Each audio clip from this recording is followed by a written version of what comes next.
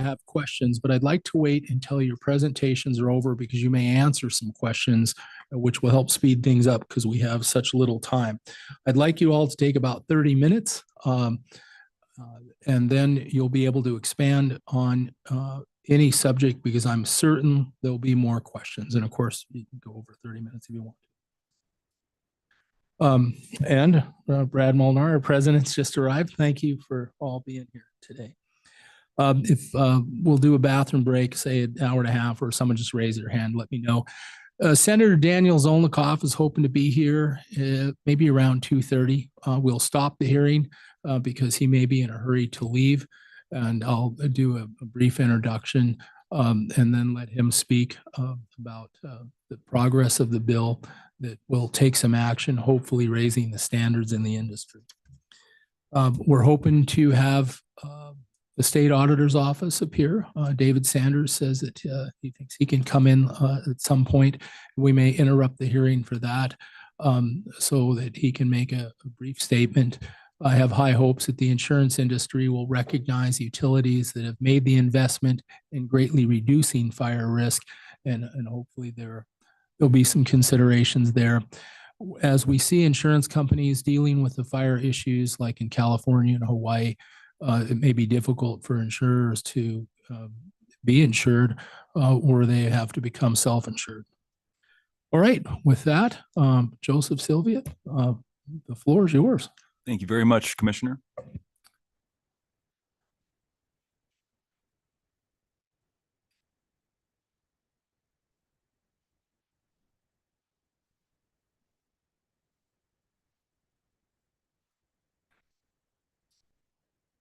All right. Well, thank you very much, Commissioner, for inviting me and everyone in the room. Thank you. I'm with Epsilon Composite, as the Commissioner mentioned. We are a company located in France, and we sell composite core conductor here in the United States, as well as other things. So just a brief overview of Epsilon Composite. We've been in manufacturing composite material for over 38 years, based in Medoc, France, pioneering carbon fiber pultrusion. We export about 80% of our product. 10% of our turnover is dedicated to R&D, and the dedicated branch for overhead lines is called Epsilon Cable. We have 4 main business units. We make high-speed rollers for printing applications. We're in aerospace, so we manufacture the struts on the Airbus A350 and A380. If you're flying anytime soon, take a look. But what we're really here to focus on is composite core for overhead conductor, and that's going to be my focus today. So, and I apologize if it's not big enough, but this is generally the idea and what we promote when we talk about advanced composite core conductor technology. So I'll point to the photo in the center there. What you have is a side-by-side comparison of a traditional steel core conductor, and then on the left is the composite core conductor. So what we've done is we've replaced those steel strands with a carbon fiber composite core. There's a couple of different options when we talk about composite makeup, but generally speaking, it's lighter, stronger, and more thermally capable than steel. The steel core conductor was invented around 1907, so it's over 100 years old. And looking at the future, it really doesn't make a whole lot of sense to continue to rely upon a technology that was invented so long ago. And also, I just wanted to mention, Epsilon Cable has 2 types of designs. The first one on the left is a carbon glass hybrid, and then the other is an all carbon solution to mitigate ice load, and we'll go into that as well. So the general makeup of these composite cores is carbon fiber, aerospace grade carbon fiber, glass fiber. It's considered E-glass, so it's boron free, but essentially it's accepted by the industry. And then what holds it all together is the epoxy resin matrix. And what is made then is essentially a composite rod that is 70% lighter and 50% stronger than steel, and it doesn't corrode. So better in every way. These are kind of the 4 options that we offer at Epsilon. So the first one is a light option. The second one is a kind of a standard core, and then we move on to the extra high strength and further high strength. I won't get too far into all of the details here, and we can ask questions later. But what I wanted to point out is by making changes to the resin or the modulus of carbon, you can affect how the core operates in the field. So when we look at new line we look at maybe a 50 glass, 50 carbon solution to be a little bit more cost effective. You can see the cost down on the end. Cost versus ACSR conductor. That's the original conductor that we pointed to earlier. So we're looking at about 1.5 times the cost versus ACSR, whereas the standard core there, which is 70% glass and 70% carbon, 30% glass. That has, you're able to double your ampacity with that, right? So you can run that conductor at 180 degrees Celsius, whereas the other steel core conductor is limited to 90 degrees Celsius. So there's some other fringe benefits that will go in, but again, I just wanted to point out the fact that when we look at composite design, you can change the carbon and the resin to kind of affect the performance of the conductor. So when we talk about wildfire mitigation and the use of composite core conductor to mitigate wildfires, what happens with a steel core conductor is the steel will sag as a function of temperature. So the hotter it gets, the further it sags. Composite core does not do that. Composite core, as soon as you hit about 120 degrees Celsius, you see very little additional sag all the way through because of the thermal stability of that composite core.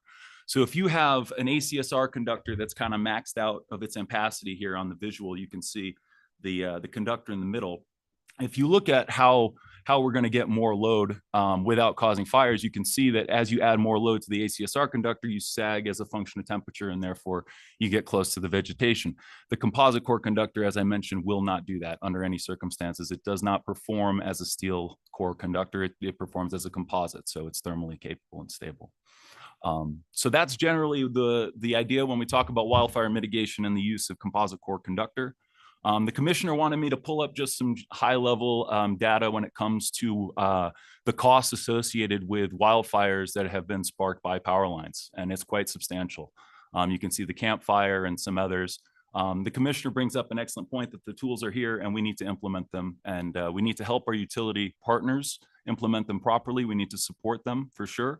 But as we see with PG&E in 2023 moving to 100% self-insurance model, this is obviously not a problem that's going away, and the solution is here, and we're ready to implement it for sure.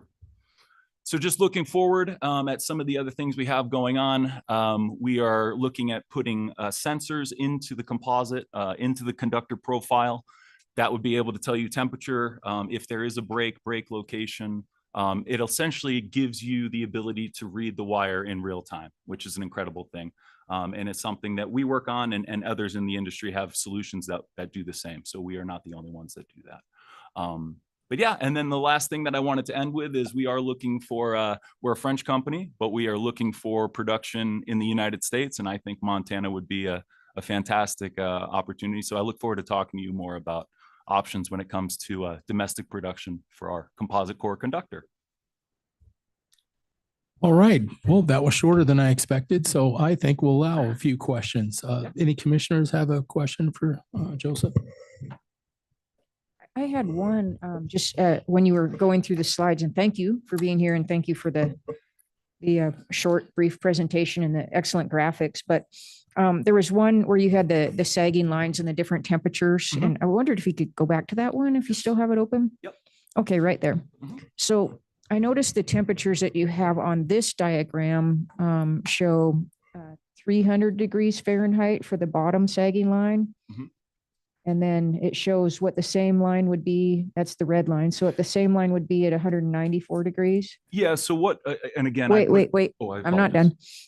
Sorry, but and then the composite core at 356 Fahrenheit. So there's obviously a difference, but you know, when there's an intense wildfire, the temperatures are going to be much, much higher than that. So do you have data on what those lines do under, you know, brink of, you know, failure type temperatures? Yeah, so there's a lot of research around what happens to steel core conductor during a wildfire. And in addition to the plastic deformation as a result of the heat, you have a zinc layer that will actually come off the core. And there's IEEE papers and there's other things that I could share. But essentially what that does is it speeds up the corrosion process. And the composite core conductor is not corrosive at all.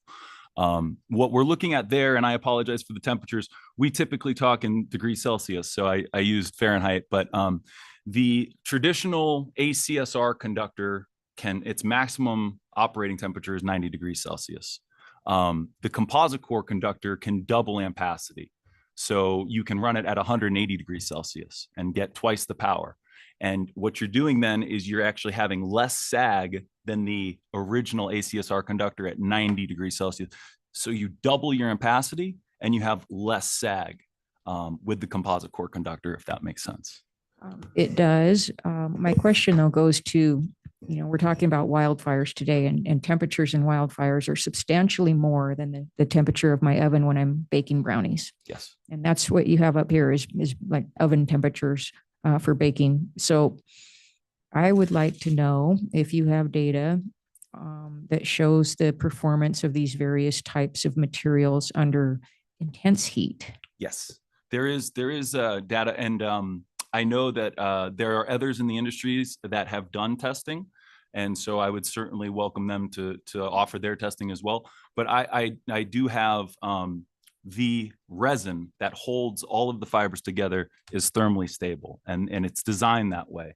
And so that's a very important piece to the success of this conductor. If we couldn't double ampacity, sure, you can mitigate sag clearance violations. That's something, but with all the data centers coming in and everything else, we need more ampacity, and we need a safer grid that doesn't sag as much. And the answer there is composite core conductor. As far as the thermal stability of resins, and I'm happy to offer that later on. I don't have the desk data in front of me. You're welcome. If you would just get that to us, if you could at another time, that would be wonderful. We'd really appreciate that. Of course. Thank you. Commissioner Vukichak. You're always concerned about costs that could potentially probably be passed on to the ratepayer. And so I remember one of the composite core conductors, you said it would increase the cost by 1.5 times. And then there was another, I think, even higher performance conductor. And I didn't get how much that would increase. Yeah, I apologize. I maybe skipped over this a little too quickly.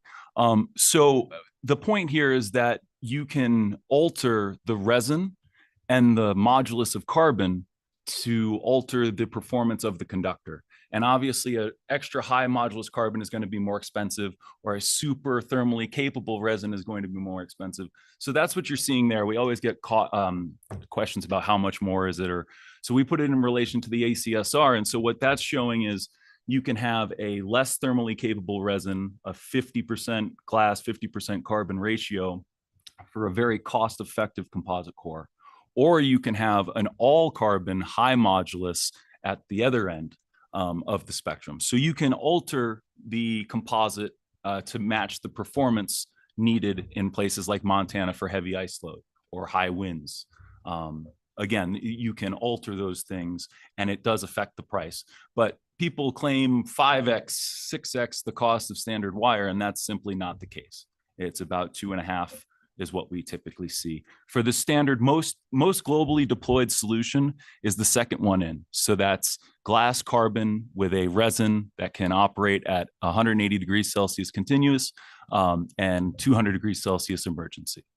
But there's room on the left and there's room on the right as far as, and as long as we're not putting steel in the air, then we're doing a good job. It's really the steel cannot perform from a material science perspective. It cannot perform the same way as composite. Right, we get that. It has to do with cost. And the addition of sensors, I would think, would increase the cost even more dramatically.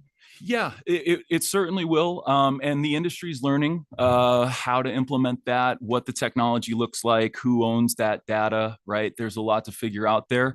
There's also options. You don't necessarily need to put, if you have 3 wires next to each other, maybe you only have the middle one have the sensor, and the other 2 you can extrapolate with. So there's the technology, there's the utility, and we need to help our utility partners comfortably install with support better technologies, including composite core conductor and tower raising solutions to mitigate wildfire. I firmly believe that. Thank you. President Molnar. Thank you. And if the other presenters would perhaps answer this, so I don't have to ask all 3, because this is pretty general. You're coming in at 1.5 times the cost for your lower Lower grade. Okay. I was gonna say quality, but I'm sure it's a good quality, so lower grade. So from there, it goes up. The way this would shake out on the Montana side, and our power lines heading east-west and just a little bit outside of Townsend, that's Northwestern. After that, it's BPA. Oh, okay. And she's sitting right back there. However, we do have what's called Path 8, which heads south from there, and that goes through the mountains. Okay. So far as getting big trees growing underneath this, it's a lot of short grass country out there, sagebrush, etc. So if Northwestern came to us and said, we'd like to replace our transmission and distribution lines on our part, because they have distribution lines that come off of BPA's transmission lines. Okay. So it's not like it ends there. You go on and they serve customers in Missoula and all kinds of places. First thing they would face is stranded cost. So the lines are put up, let's say, with a 20-year life expectancy. They're 10 years old. Well, they're entitled to, by some theories, the amount of money they would have made before replacing the lines. I have no idea what that would be.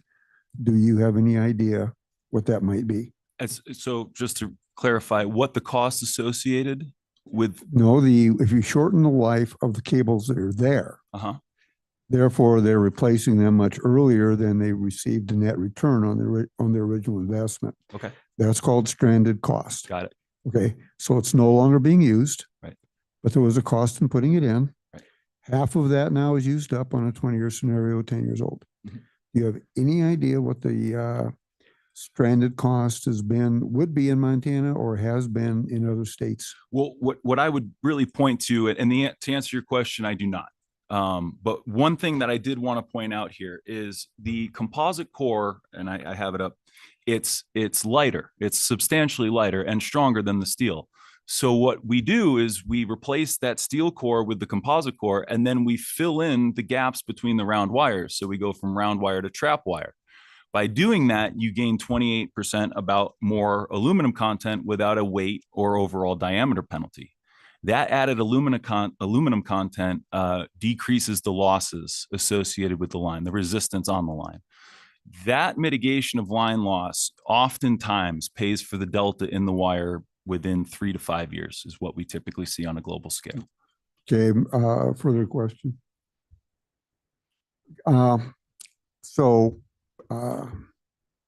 Their capacity to transmit more electricity goes up. Yes. Right now, that would be out of state. And the people of Montana, their ratepayers, would get about 10% of that as a premium for their investment. Okay. Trying to sell people on the idea that they're getting a 10% rate of return with a 30% rate increase on transmission doesn't fly high. Okay. So we're going to need these answers at some point, perhaps not today. Further, and this goes to all of them, and I'm sure BPA, their representative, is going to be interested in this. I understand the fire mitigation concept that you've laid out here. Are there statistics in states or countries that have gone with your product that now can show less fire outbreak due to transmission causation?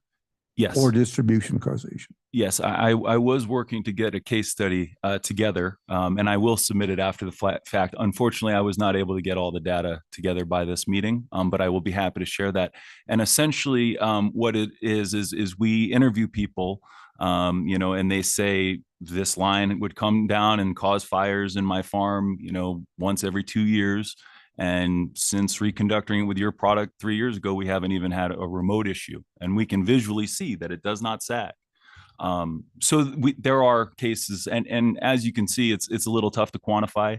There's interviews, there's stuff, but the science behind it is real. It's a more thermally capable core. It's a stronger core, and it has survivability on a global scale. There are case studies, and I'll be hopeful that CTC can share some of their experiences too, because they also have a composite core conductor.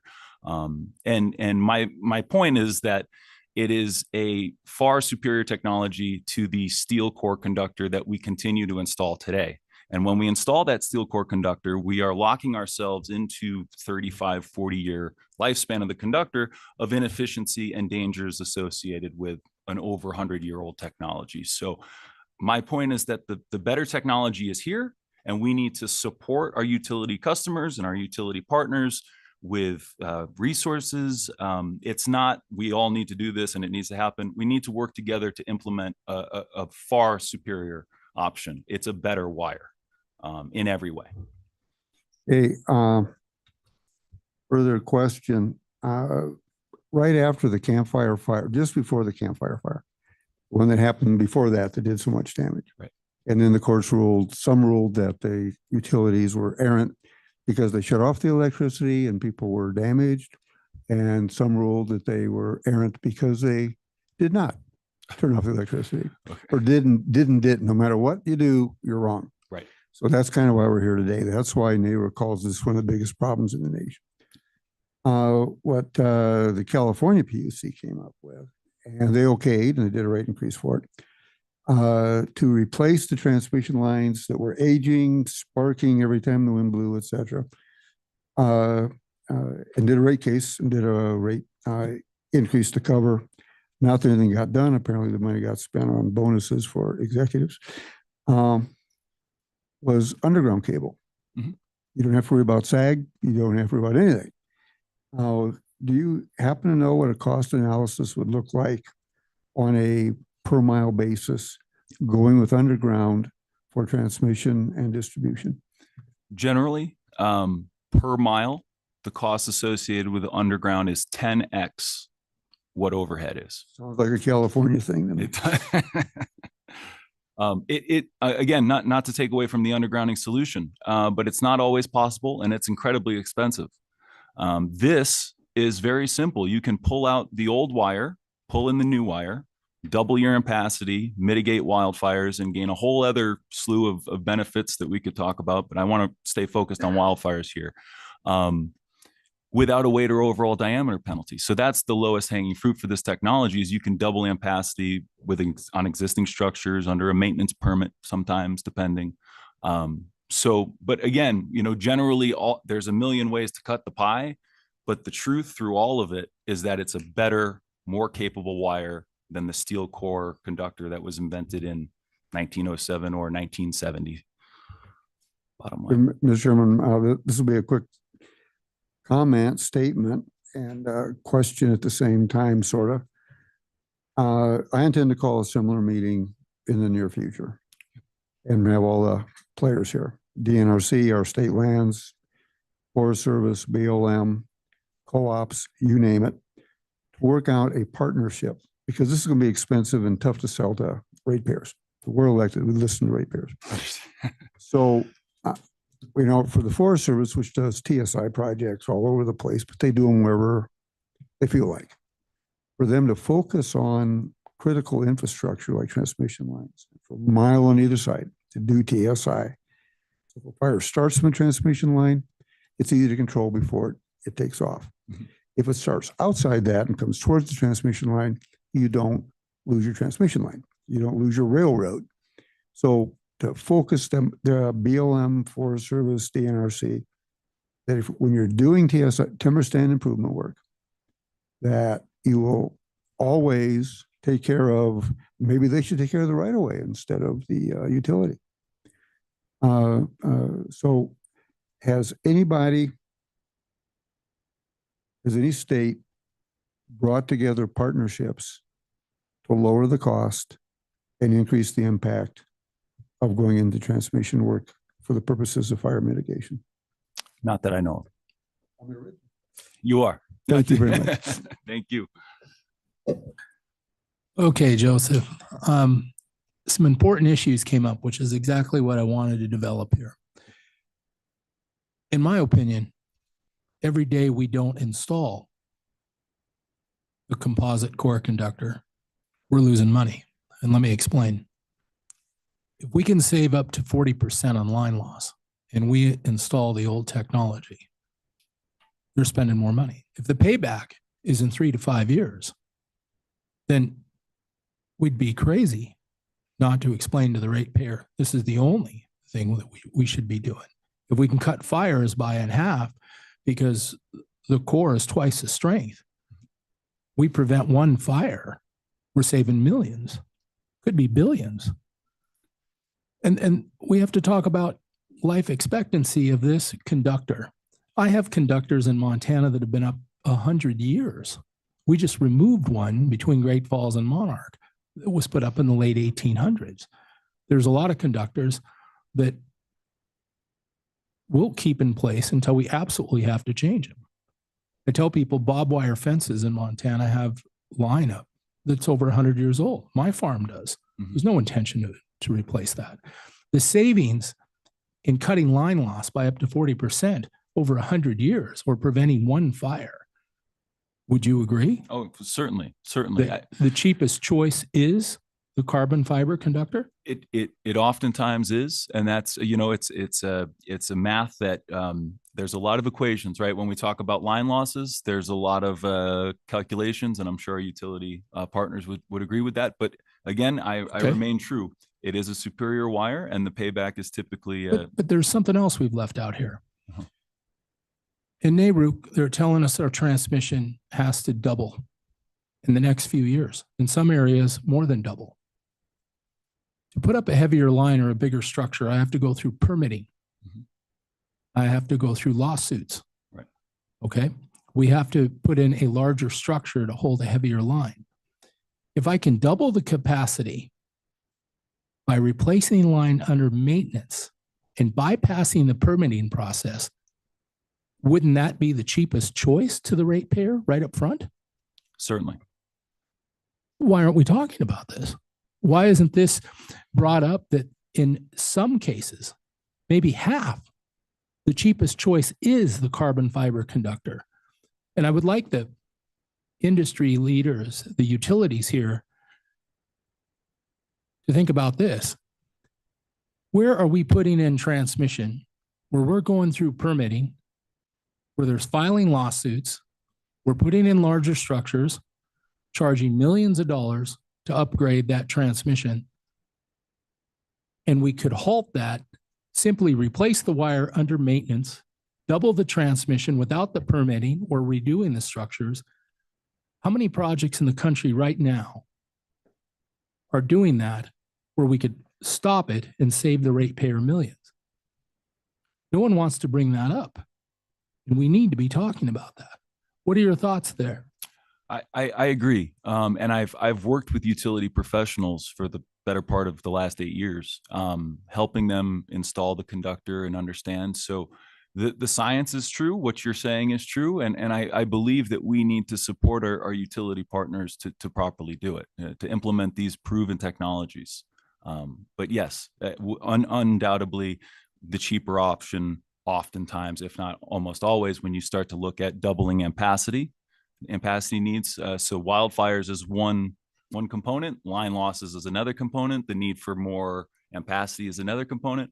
But all of these things play a role into, again, a superior technology for a very critical part of our infrastructure. All right, I have one more question for you. And then I saw David Sanders in the room. If you see him, flag him down because he may have to leave, and I'd like him to make a comment. Are certain types of composite core better suited to specific locations and climates than others, and explain why? Yes, thank you. Great point. And so that's where I wanted to bring this up. When we look at places like Montana, you have radial ice loading on your lines. And one of the challenges or complaints about composite core conductor is that it has elastic properties. So as you put mechanical load on the line, it'll drag the line down. And then, of course, when the ice melts, it'll suck right back up, no problem. But sometimes that mechanical load will put you past your SAG clearance violations. And I was trying to touch on before, maybe wasn't 100% clear, that within the profile of the conductor, you can manufacture the composite with a focus to mitigate ice load. So make it a super high modulus carbon fiber that would mitigate your ice loading. It would be less elastic. Or if you're looking at new lines and elasticity isn't a consideration, you know, you're going on flat plains for miles and miles and miles, the cheaper option at the right calculated ampacity would be a better one. So to your point, it's important to look at all the project details and choose the right composite solution for that situation. But the tools are here, and there are multiple companies that do it. And we're very excited about attacking this situation head on with all the investments with data centers and wildfires and everything. This is a needed technology, and I'm glad to see that there's more than one core supplier and more than one professional when it comes to helping utility companies install this conductor, this solution, I should say. Thank you for that answer. Mr. Sanders, you might have to leave pretty soon. All right, I'll see if there's any more questions, but you're going to be next if is there any more questions for Joseph? Okay, Mr. Sanders, I'd like you to go next in case you've got time restrictions. Mr. Sanders with the State Auditor's Office, and I think this is really great that he's here to speak to us today, because insurance is getting to be very concerning to utilities because the liability issues are so high that either rates are going to go through the roof, which the ratepayer is going to have to bear, or they won't be able to be given insurance at all and have to become self-insured. Thank you, Mr. Sanders, for being here. Thank you, Mr. Chairman and members of the commission. It's good to be with you again. It seems like it wasn't that long ago since I just left your employment 3 weeks ago and started at the State Auditor's Office. I want to caution all of you that I'm not speaking on behalf of the State Auditor's Office or the Commission on Securities and Insurance. I am speaking in my private capacity as a Montana resident, a proud one at that, and a fourth-generation Montanan, and an American citizen, because I think this is an issue that affects all Americans, and I want to commend the Commission and particularly you, Chairman Pinocci, for chairing this hearing and for your tireless and vigorous leadership on this issue. I think this is one that certainly requires the attention of the Commission and all Montanans, and as I say, all Americans. We begin with this. In the 1950s, after World War II, President Eisenhower began the National Defense Highway System as a matter of building national infrastructure to prepare the United States not just for a future potential conflict, but to prepare the United States economically to be the leader of the free world. So he did that and built this National Defense Highway System, which we now know as our interstate highway system. And with that investment in infrastructure, he really built some of the foundations of the modern American economy. And I, for one, am grateful to President Eisenhower for doing that. And I enjoy the benefit of that. Every day I get on I-15 up here or I-90 and I'm able to travel across the state at a pretty good clip, always within the speed limit, of course, but I'm able to get from point A to point B. But those arteries of economic growth, which is really what the National Defense Highway System has become, our interstate system has become.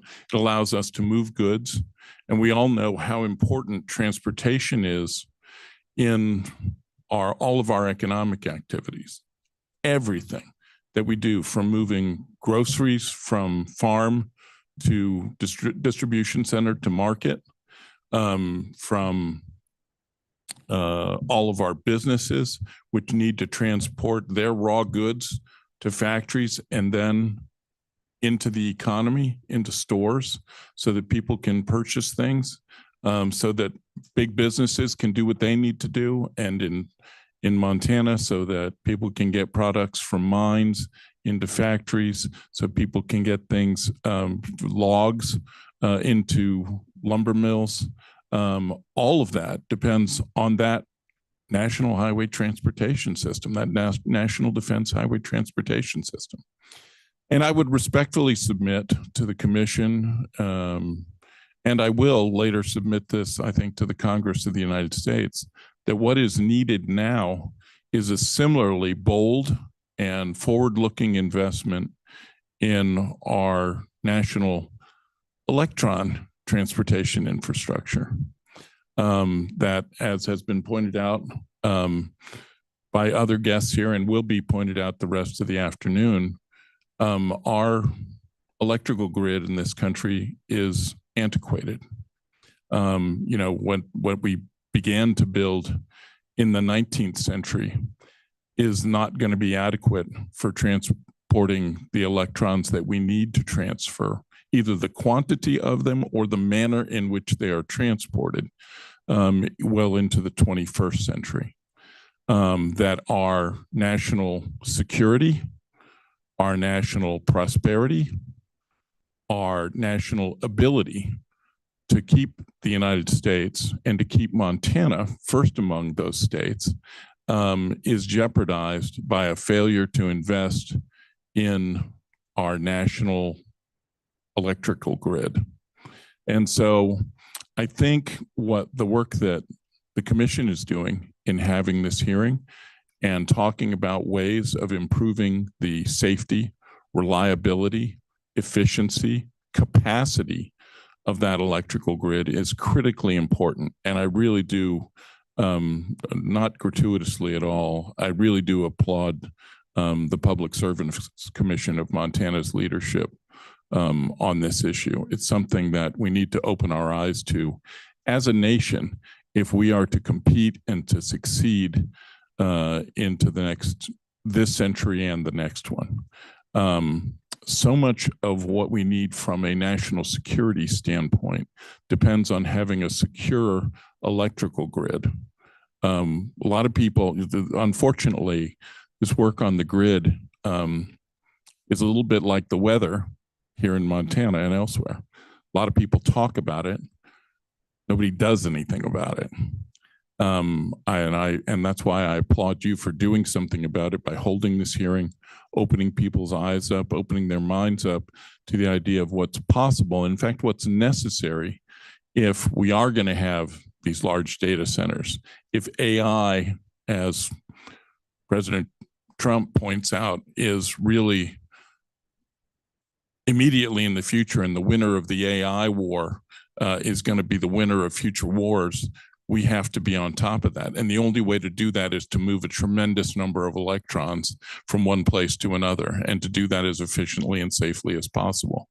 Because we're in Montana, and because of what we've seen recently in Maui and in Pacific Palisades, and what Montanans see every summer, unfortunately, all too much in terms of wildfires.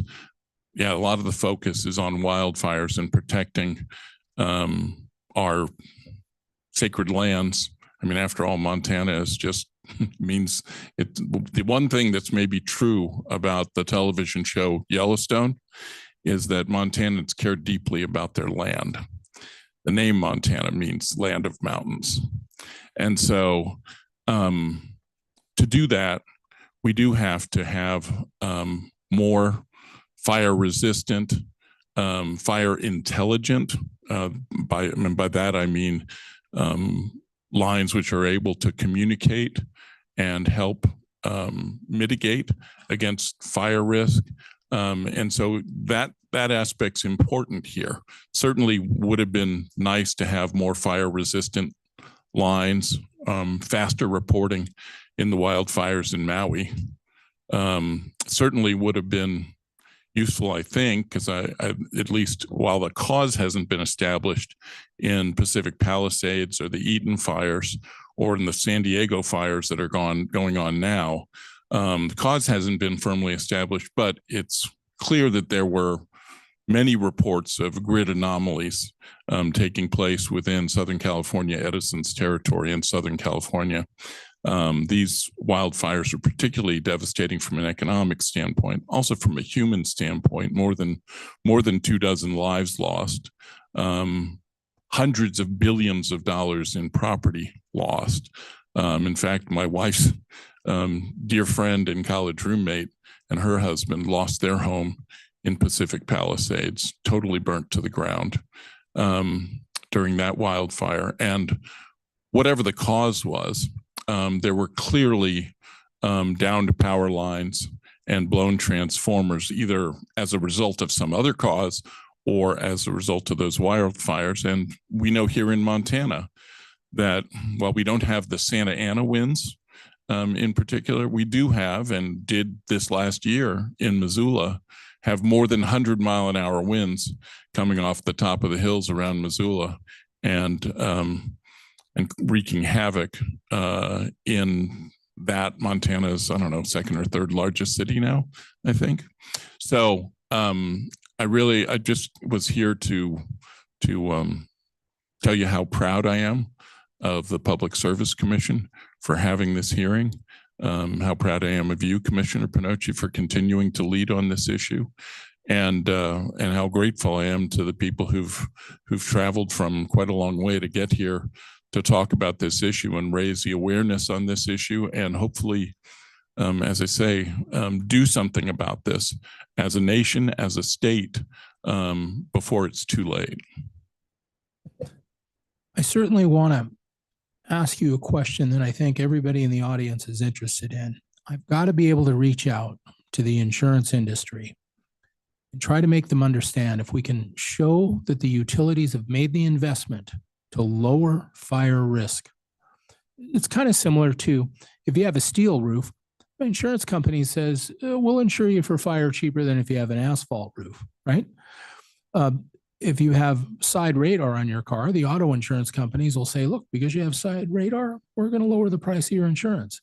How do I get the insurance industry to look at the utilities that make the investment in carbon core technology, or like AmpJack's product, where they've strengthened the structure or raised the power lines higher to get out of the foliage? How do I get them to say, we will recognize and give a lower rate? As a result, the ratepayer will maybe pay a little less. What are your thoughts there?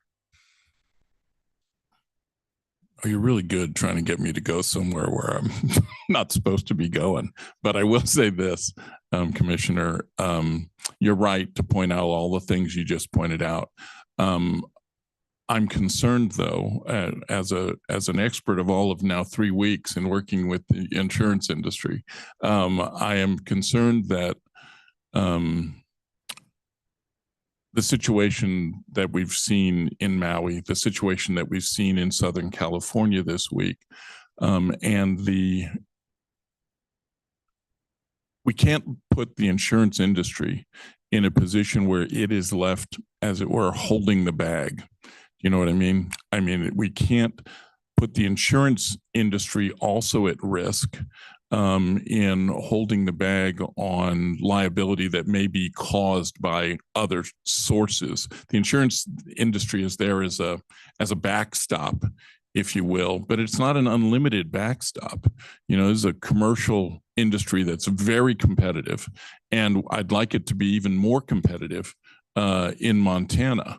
I think Montana has a lot of really good insurers who do business here, and I'd like to see them continue to do business here, and especially on the property and casualty side, which is where we're talking about. That industry is under a lot of pressure. The huge losses that have taken place in Hawaii and California, while you wouldn't think they would necessarily affect the rates in Montana, they're going to affect the rates all over the country. Because, you know, insurance companies and insurers pool their risks. There are very, very big pools here. But I think what you're getting at is if we can reduce the risk. In fact, if we can reduce the risk of loss from wildfires and do that as a matter of national and state policy, then I think maybe we can make some progress there over time. I think the insurers have been stepping up and trying to help, but in some cases there's just too much. And like, for example, there are a number, I think 12 to 14 insurance companies already in California have either reduced their coverages or left the state entirely because of the wildfire risk. Now, we do things in Montana a little bit better, at least with regard to state forests. And I know Commissioner Fielder can speak on this much more intelligently than I ever could. But with regard to our state forests in Montana, they're managed better, I think, historically than they have been in California over recent years and recent decades, for that matter. But the federal forests, the policies need to probably be reformed. But our state lands, you know, I know that where I'm working now, I'm providing some staff support to Auditor Brown, who is a member of the state land board as one of the state's constitutional officers. So I think with regard to, you know, harvesting timber, having good forest management, you know, getting rid of dead fuel load in forests, as the state, though I think Montana does that fairly aggressively compared to other Western states. But there's always more that can be done to mitigate fire risk. And I think some of the things that you're on are among those. Well, here's something that, you know, and I appreciate you just started, but I'm hoping to look forward to working with you as we understand this. And I think it's important to note, to my knowledge, no carbon fiber conductor that was properly installed has started a single fire. Now, that's forest management right there, okay? And the utilities, I'm hoping, are taking note of what I just said. And the insurance companies may not be aware of this, okay? I mean, that's a pretty incredible average, okay? So far, we're 100%, okay? And thousands of miles of this line has been installed all over the world, okay? So I'm sure looking forward to working with you and continuing on this subject. And is there any questions for David Sanders from other commissioners? Mr. Chairman, just I think a comment. Thank you. Vice President Fielder. For those that aren't aware, Mr. Sanders was the executive director of the commission here just up until our former president was elected to be state auditor. And because of our former president, James Brown's intimate knowledge of this agency and his leadership here, and now his role as the insurance of, what's the official title? Sorry, state auditor and commissioner of securities and insurance. Yeah, okay. Because of his very unique now knowledge of this agency and the position he's in now, I would see an opportunity to possibly collaborate, because obviously rising insurance costs and cancellations of insurance from our constituencies, because they didn't move. They're in the same area they've been for a long time, but now the insurance companies are canceling, saying that you live in a high fire zone area. And much of that is in the areas where there's federal land immediately adjacent or very close by that is not being managed like it used to be. And so we have extremely high fire loads on those federal lands, which make up about 30% of the state of Montana. So it seems to me there would be a common interest and this topic may span that interest, no pun intended, but it may, in helping to address the problem I like the example you gave of President Eisenhower's far-reaching impacts that he had because of what he did. And we now have a president of the United States that is I think warping that, amping it up like we haven't seen at least ever in my lifetime.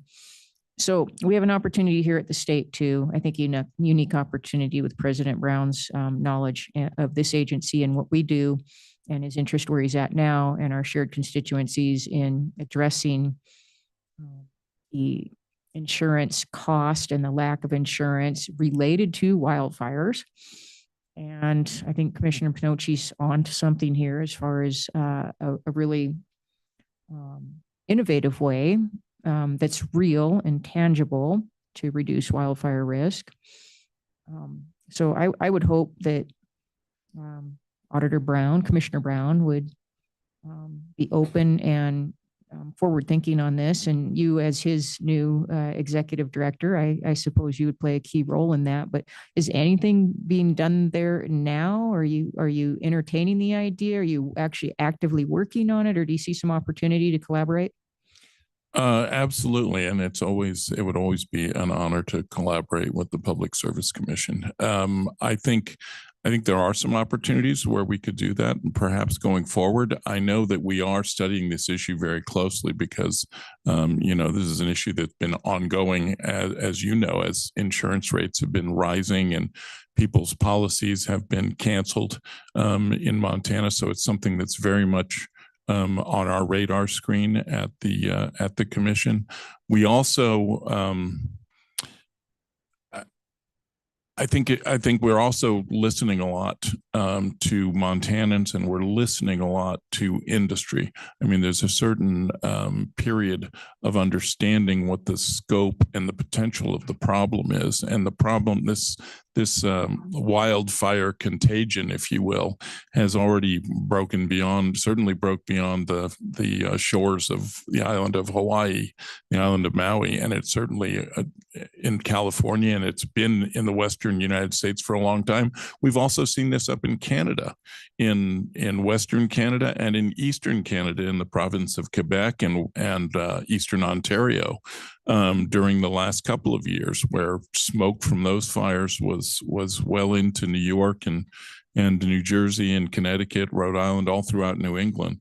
And so I from an insurance standpoint, which is what you're highlighting, I think we're going to have to engage the property and casualty insurers in this conversation. I think we need to engage the mortgage brokers into this conversation, because, if you can't get fire insurance, you can't get a mortgage, it just exacerbates the housing problems that we already have in Montana.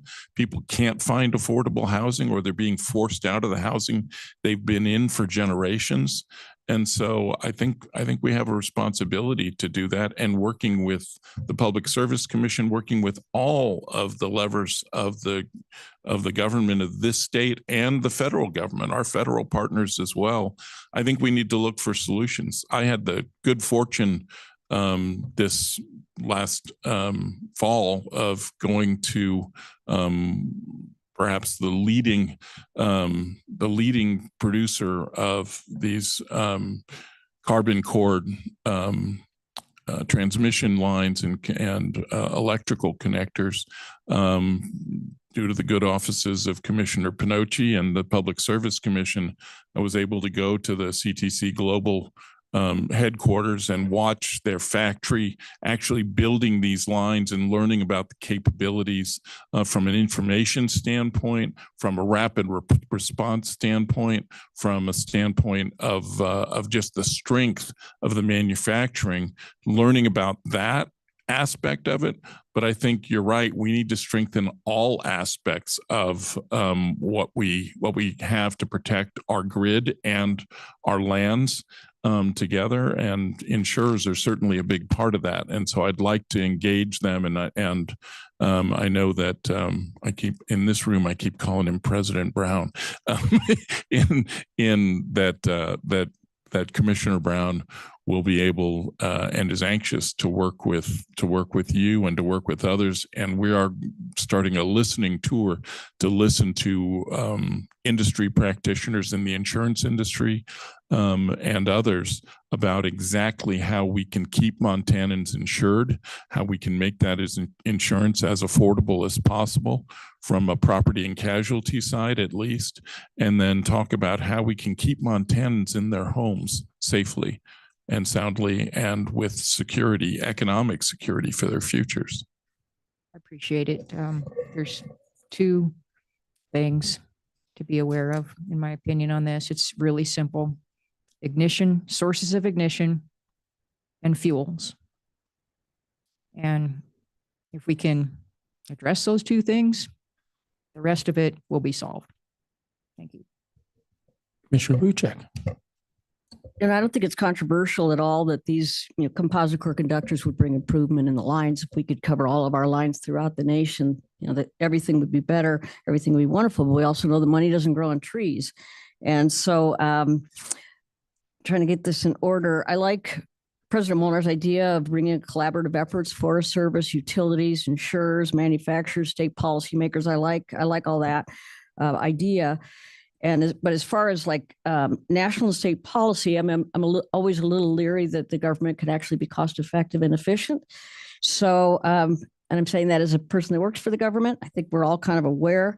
And so I think the constituents need to understand. I mean, it would be great. It would be just wonderful. It'd be great if money grows on trees also. But I think it's really important in all this engagement that people understand the costs are going to go up dramatically. Just like with domestic mining and domestic chip production, the cost of everything, of energy is going to go up dramatically for the ratepayer. And so I think that's really important. Thank you, Commissioner Wellborn.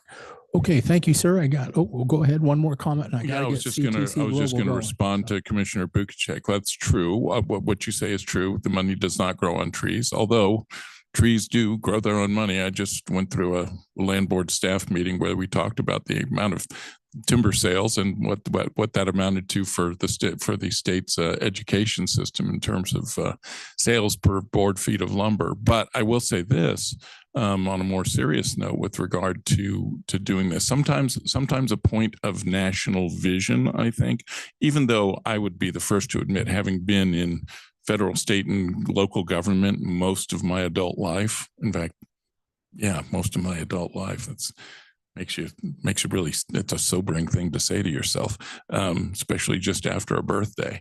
But I do think it's important that sometimes visionary leadership is needed at the national level, at the state level, and even within the individual agency level.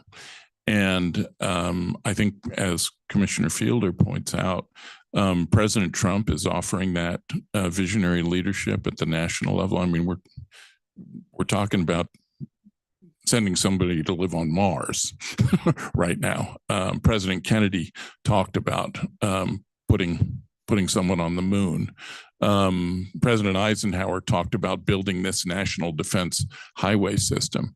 And I think realistically, if we are to be successful as a nation and competitive as an economy and secure as a nation going forward, it is going to take this kind of a national commitment and a commitment from state leaders as well, and commitment from this Public Service Commission and others, that we need to do something dramatic, something bold in order to modernize and revitalize our national electrical infrastructure. And that's kind of what I'm calling for today. Just as a private citizen, not unfortunately as a member of the state auditor's office, and not as a former PSC employee, but as a citizen. I want to see this kind of bold leadership in our country. Thank you, Mr. Sanders. No, I'm concerned about our time, so I'm going to move on to CTC Global.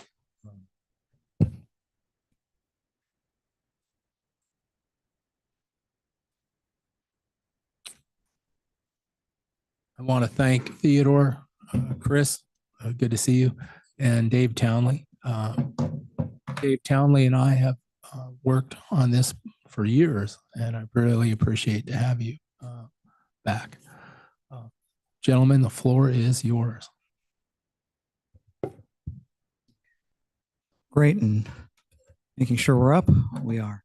All right. Well, thank you for having us here today. My name is Theodore Paradise, and I'm the Chief Policy and Grid Strategy Officer for CTC Global.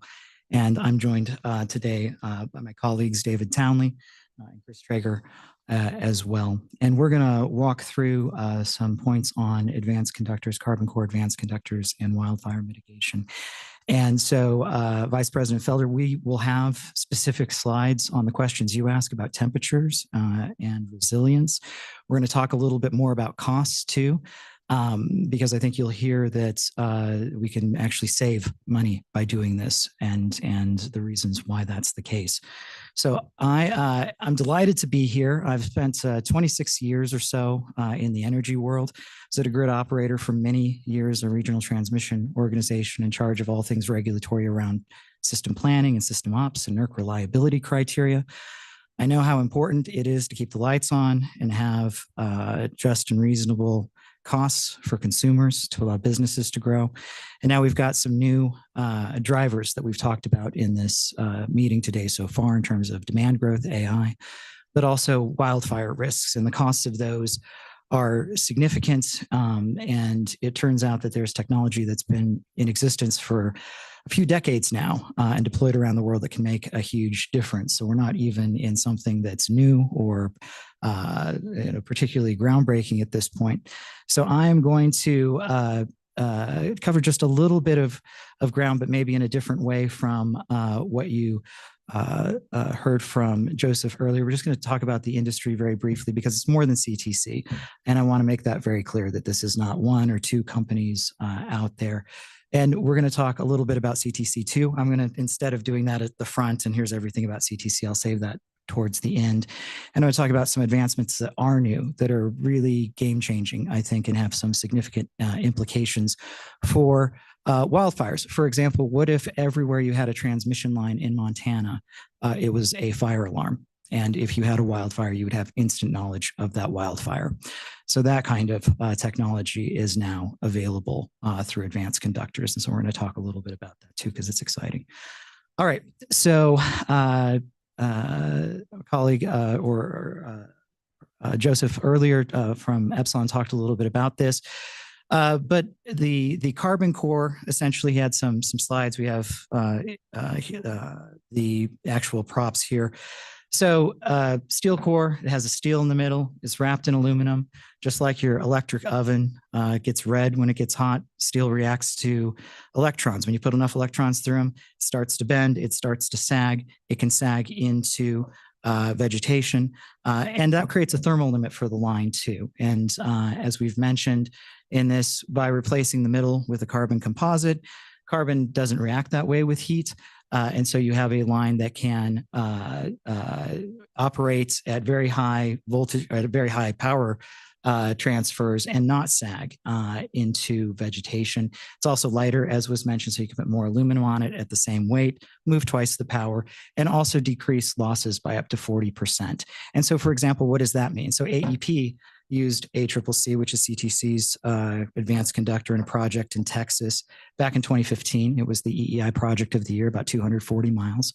And that reduced line losses by over 30 megawatts. And so, okay, what does that mean? That's like adding a 30 megawatt generator to the system. You're getting 30 some more megawatts delivered for the same amount of generation and fuel use. And that equated out to about $15 million in savings just from that. Each year. And then at the same time, they were getting the doubling of capacity and also a much more resilient product. We'll talk about the strength of these things. I have a picture of a conductor that was hit in Oklahoma around 2012 by a shipping container and remained intact. These conductors are twice as strong as steel conductors in terms of those types of impacts, and those can make a difference as well.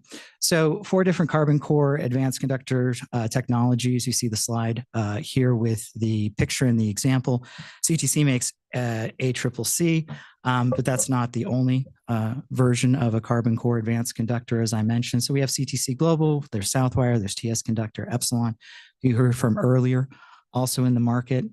And, so what is it? An advanced conductor really is a conductor that can increase capacity by 1.5 times or greater, and it increases efficiency, and the Department of Energy attaches to that as well, the use of a carbon core to it.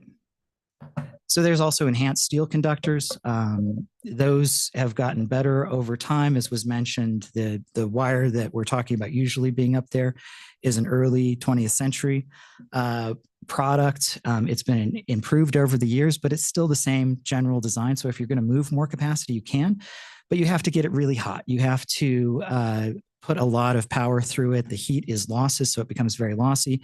And then the sag can be even greater. You can deal with the sag by putting it on taller towers, but now you are raising tower height, which you can do with advanced conductors too. We'll hear from AmpJack as a way to raise height.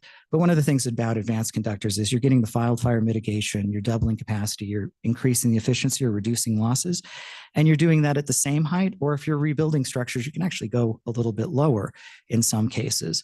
And that's going to be important here as we talk about sag. And we have some different sag graphics. There was a version of this graphic earlier around sag as well, and that's going to be important. We talked a little bit about that, so I'm not going to linger on things that we've hit a bit.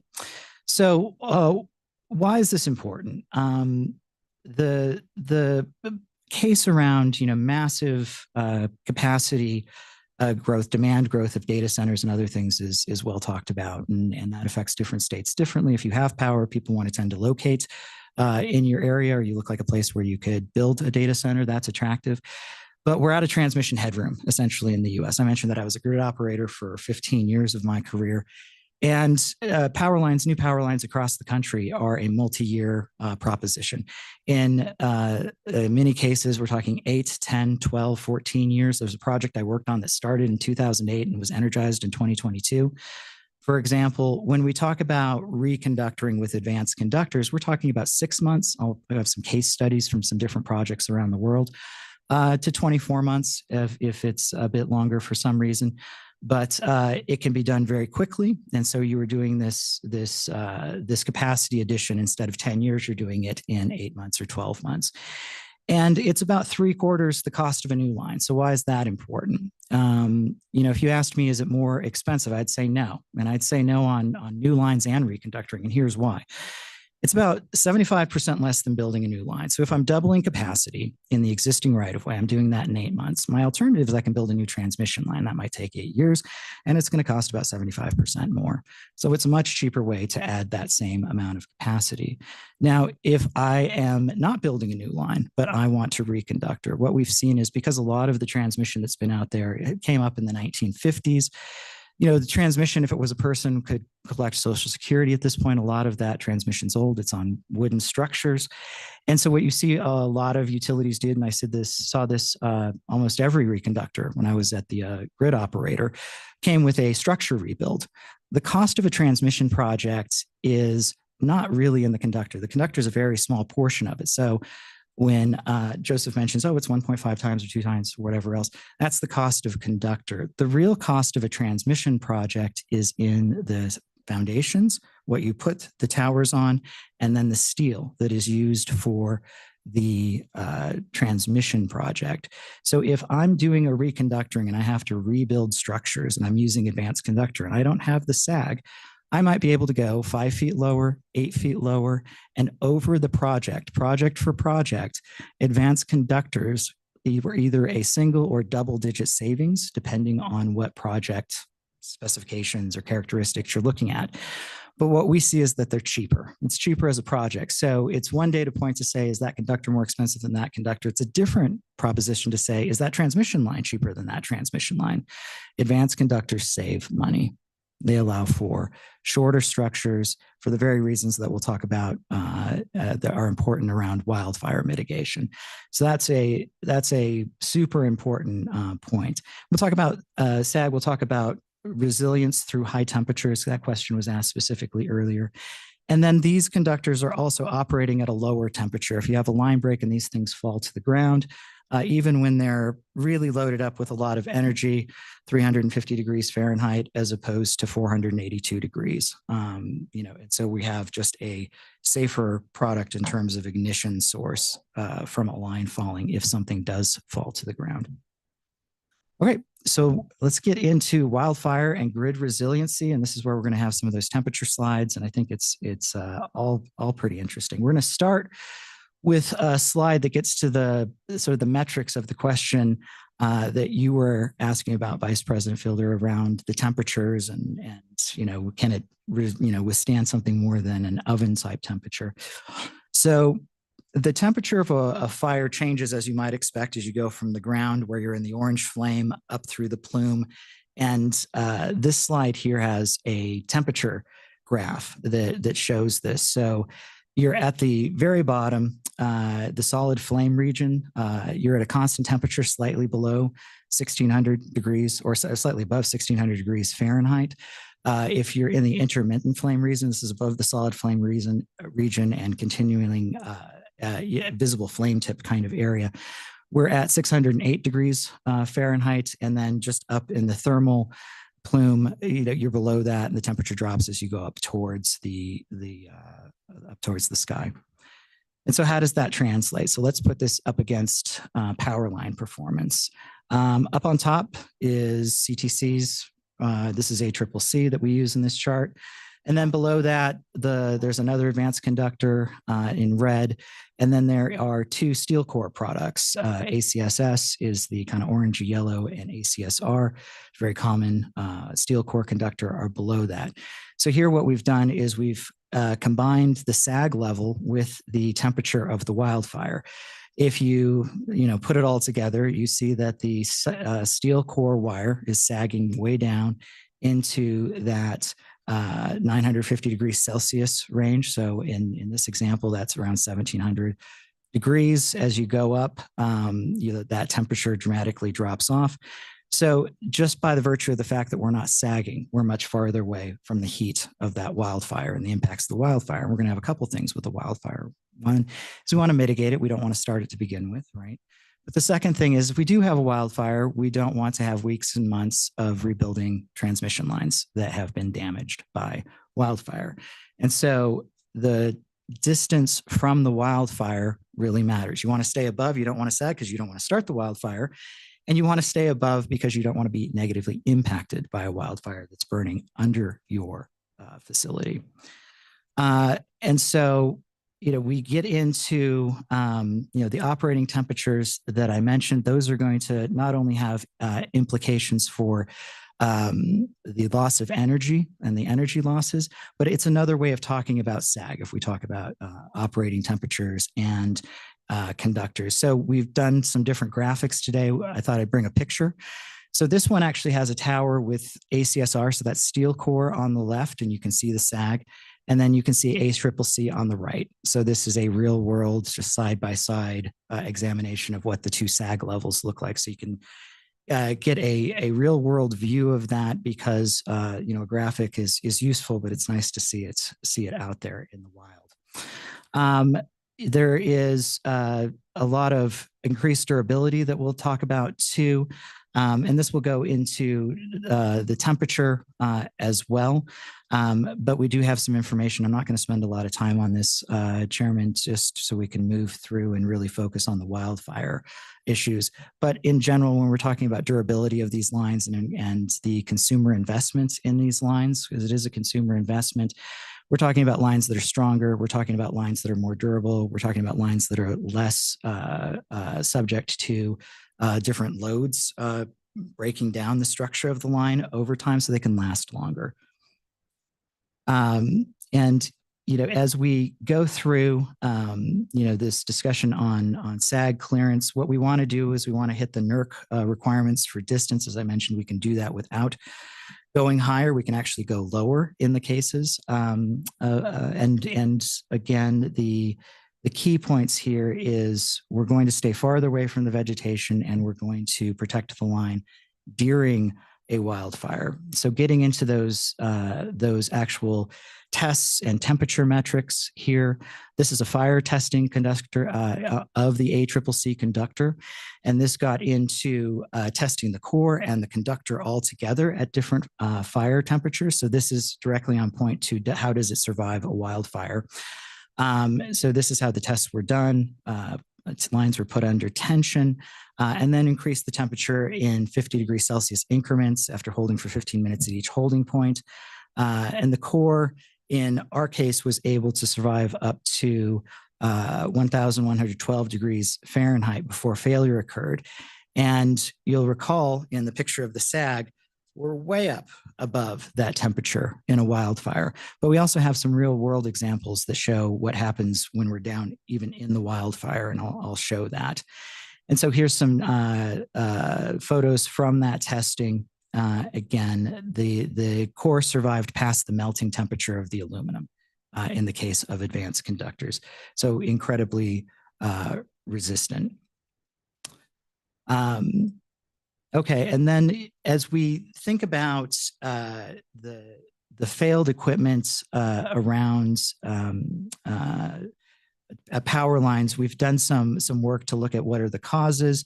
And so we've got some data here. And again, it's a story of advanced conductors being more durable than other conductors. And as a result of that, reducing one of the main points of failure for power lines. I mentioned a real world example of actually a power line getting down into it. Two of the big significant customers in the US are Southern California Edison and NV Power, although ACCC is used across projects in 30 states in the US.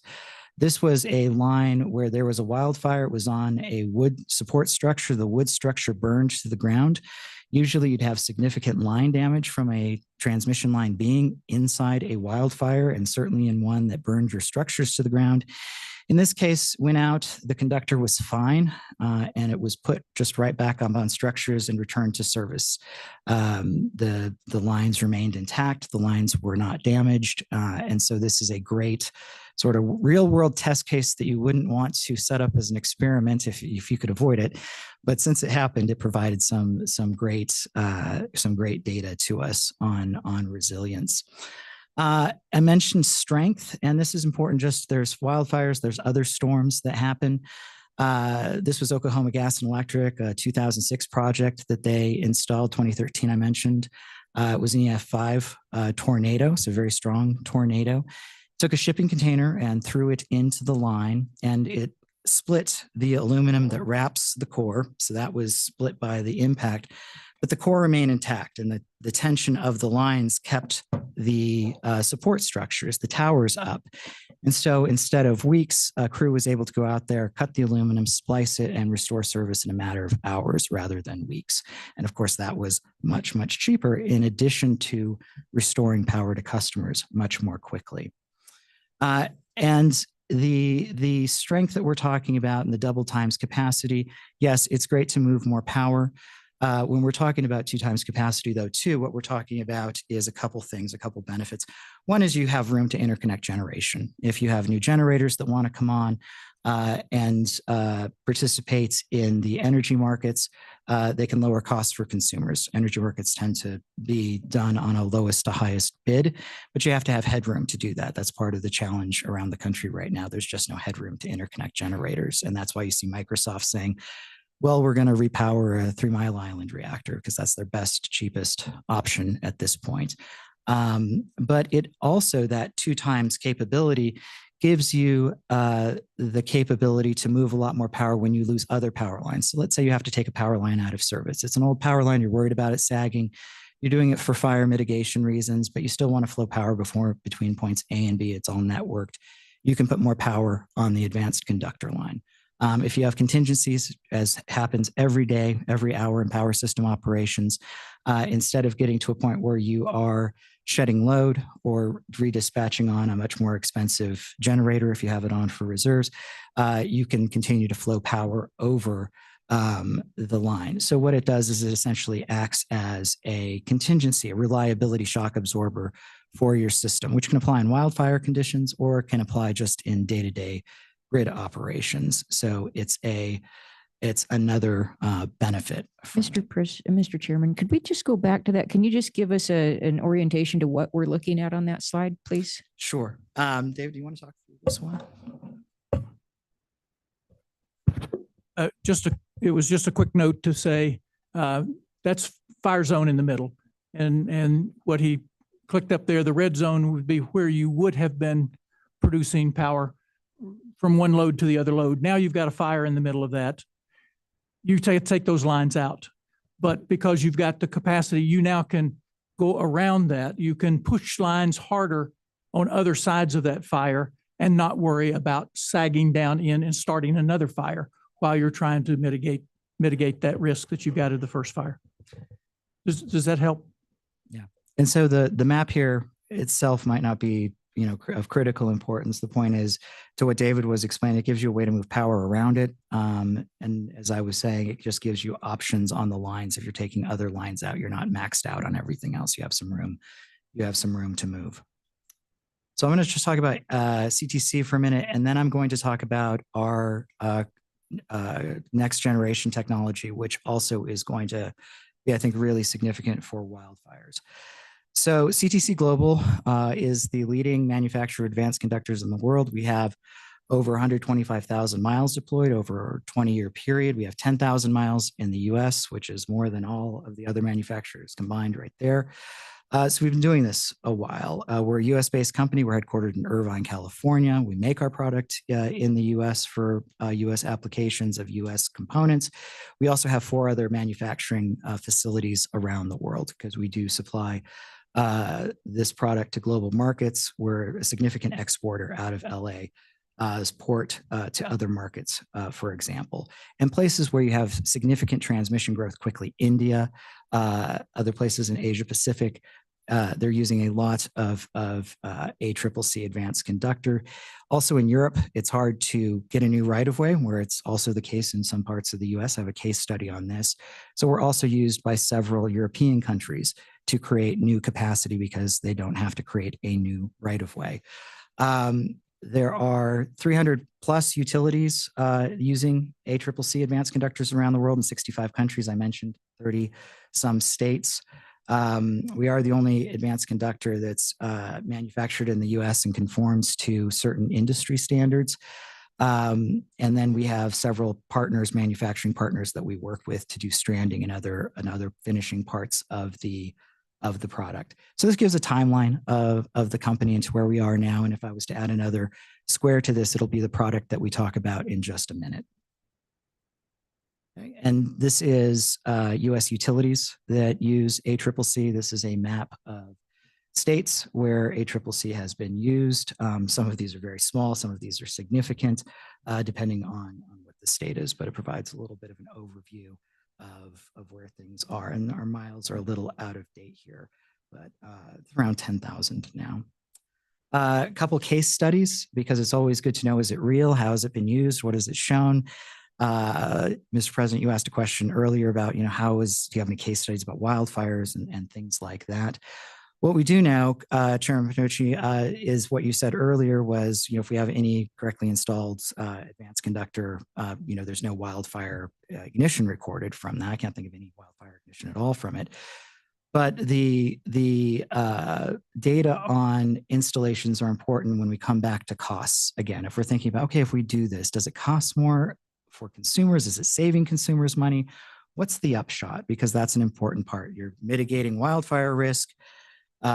You might be wanting to mitigate how many new right-of-ways you need to create, but you also want to mitigate costs to consumers and create the strongest grid that you can.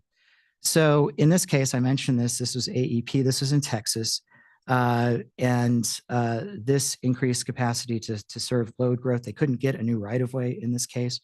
And so they retained existing structures. This was live line reconductoring, so you don't have to take the lines out of service. If you keep existing structures and put a new line up on them, we're doubling capacity, but because we're doing it one line at a time on an existing structure, you keep the line energized. And I'm going to have another project that I'll show that's this year that's live line. So this was 1,440 miles of ACS conductor that came down and was replaced with ACCC. And again, to the benefits on cost, reduced line losses by 30%. I mentioned this was saving $15 million a year and freeing up about 34 megawatts of generation, just sort of as ancillary benefits from the project. The project was done to double capacity. without having a new right of way. These were other benefits that came with it.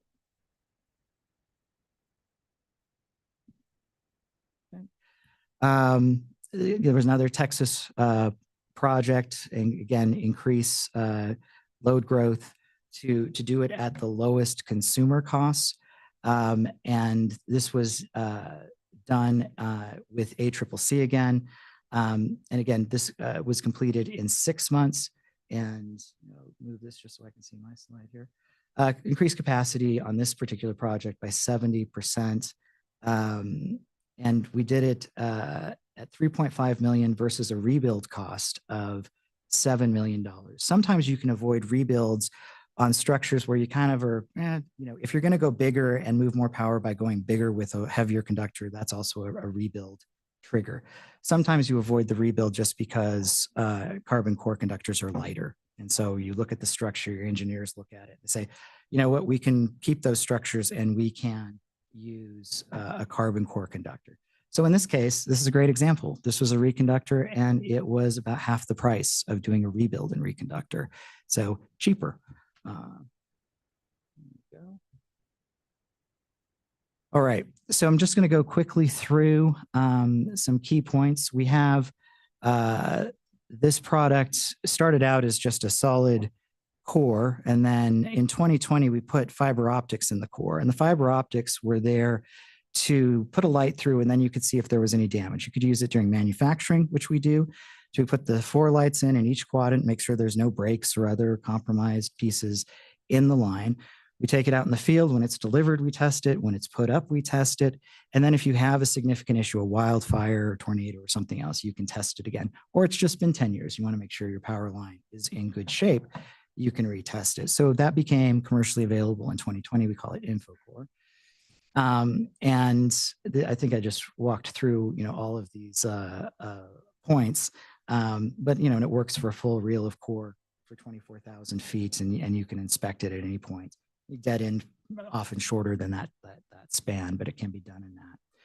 So what we wanted to do in this meeting today was talk about the existing capabilities. Joseph talked a bit about the existing capabilities, but we want to talk about the capabilities of a product that we have developed, done the R&D on, have done testing on it now at our facility and third-party testing as well.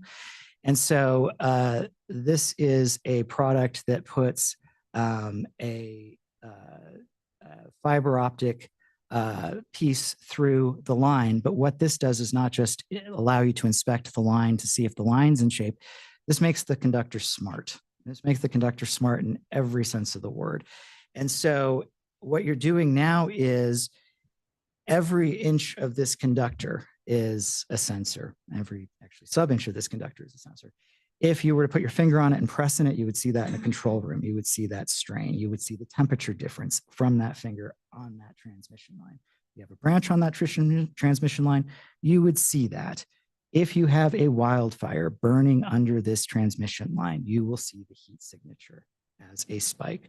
And that goes back to what I said. Every mile of advanced conductor with this type of capability that's installed becomes a fire alarm through wherever it's installed, whether it's transmission, it can be done at distribution as well, but it becomes very, very smart. So it's showing everything from energy flows, it's showing temperature on the line itself. If the temperature on the line itself is lower, you can move more power through it. And, I say 2 times that the power movement can be higher depending on some other factors. And if there's any sort of break to the line, you would see that. Wind speed, you will see wind speed as a result of the monitoring that's in this.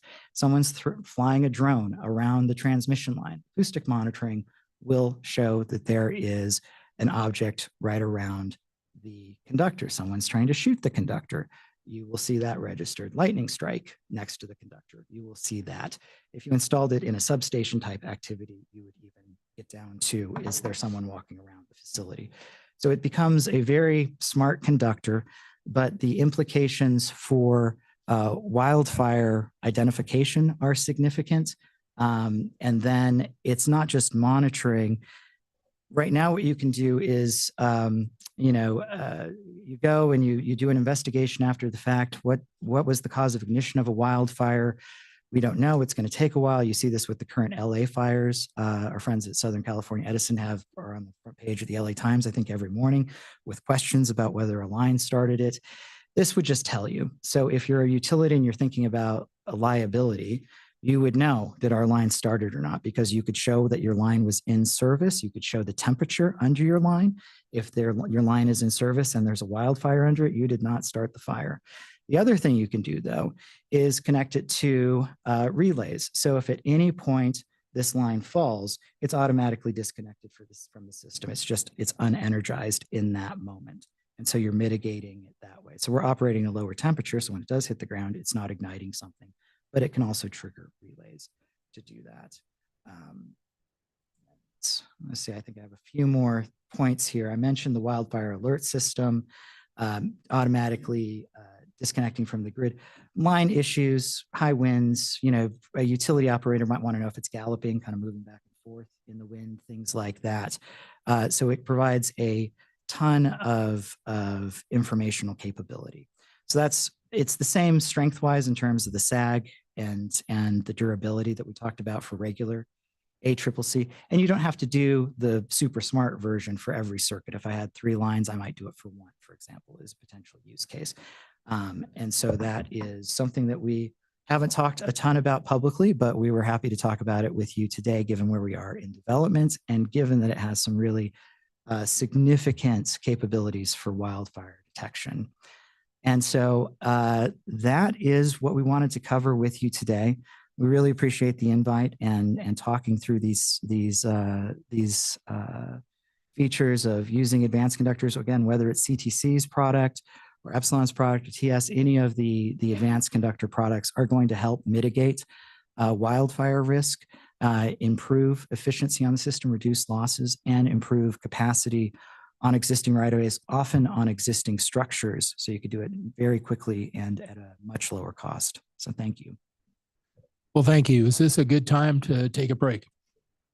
Okay, let's come back in 10 minutes, and I'm expecting Senator Zolnikoff pretty soon. But I know we're going to have a lot of great questions after that presentation. Thank you.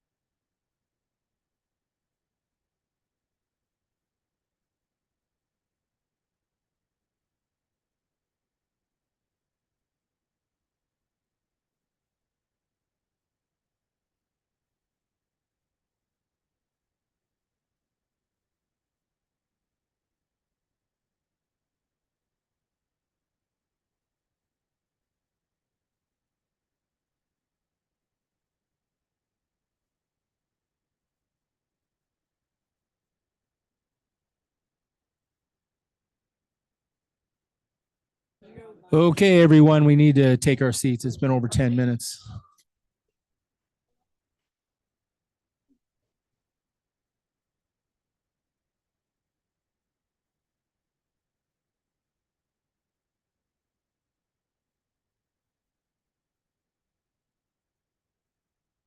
Okay, after that presentation, I'm sure we have a lot of questions, and I will certainly, right, they got to answer some questions. I'm sure it's going to be pretty intense. Or would the crowd like to have Amp Jack go and then take questions? What are your thoughts, CTC Global? What would you like?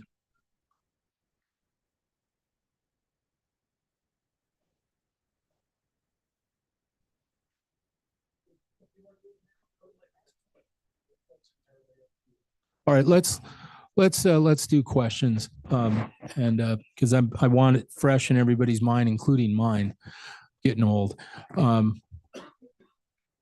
And I encourage people in the crowd to stick around, because once the commissioners are done, I'd like to take some questions, especially from the utilities. And I know a couple individuals have come here, and I sure appreciate that. All right, commissioner questions. So who'd like to go first? Commissioner Bukacek, go ahead. So excellent presentation. And you talked about a megawatt savings, and I talked to you in between, and you said those were real numbers that were measured. And so I was wondering if you could explain that a little more. I'd like to address that one if I could. Yes, and that because when you're doing lower losses every hour, that's energy savings to the consumer. But when it's at the peak hour, that's capacity. And in that particular case, their peak hour, they were using 34 fewer megawatts to supply the losses, right? Because that 34 megawatts, and in this case, it was base load continuous run. That's how much losses you had through the year. But during that peak, that translated to about 34 megawatts that they were seeing as additional capacity, or another way to say it, it's energy and capacity you didn't have to buy to supply your consumers. And I think just on the follow up on what Dave asked in your question, Commissioner, it is, yeah, so you can meter how much generation do I have on, you meter how much is demand using, how much is the load, what was it doing before, what's it doing after. You can figure out how much of my savings, you can look at the clearing price of the energy market, make a calculation on what your energy saving is in that case. Thank you. Commissioner Wellborn. Thanks, Mr. Chairman. I'm going to try Mr. Paradise, please. Mr. Paradise, you touched on something in your presentation. I believe your words were new capacity without new right-of-way. Mm-hmm. And in the framework of that, in my mind, something that hasn't been talked about as far as real cost or cost savings, however you want to look at it, is the need for little to no permitting if you are just restringing a line versus having to build a whole new one on a given point. I'm talking on rebuilds. Could you maybe, with your experience in this realm, talk about that a little bit? Sure, I'm happy to. And it's a great question. I've done several siting cases in my life, and siting can take many, many years, as you indicate. And there's a couple of costs to siting that you avoid. So I'll talk about why you avoid it, and I'll talk about some of the costs. So the siting is avoided if you're not going any wider, we're not going any higher, we're staying in the same right-of-way. States vary on what triggers a siting case. Certainly a new line triggers a siting case. If you're going to go up in voltage, if you're going to go substantially bigger and expand the right-of-way, that can trigger a siting case. And when I talk about the difference between, for example, a reconductor and a new line, and you can use ACCC for new lines and get the benefits as well. But in a reconductor case that we're talking about, the reason you're doing it in 6 months or 8 months or 12 months is because you don't have the siting case. And, siting cases, if you guys know this better than I do probably, just run them front to back, right? A siting case can progress along pretty quickly, 12 or 18 months.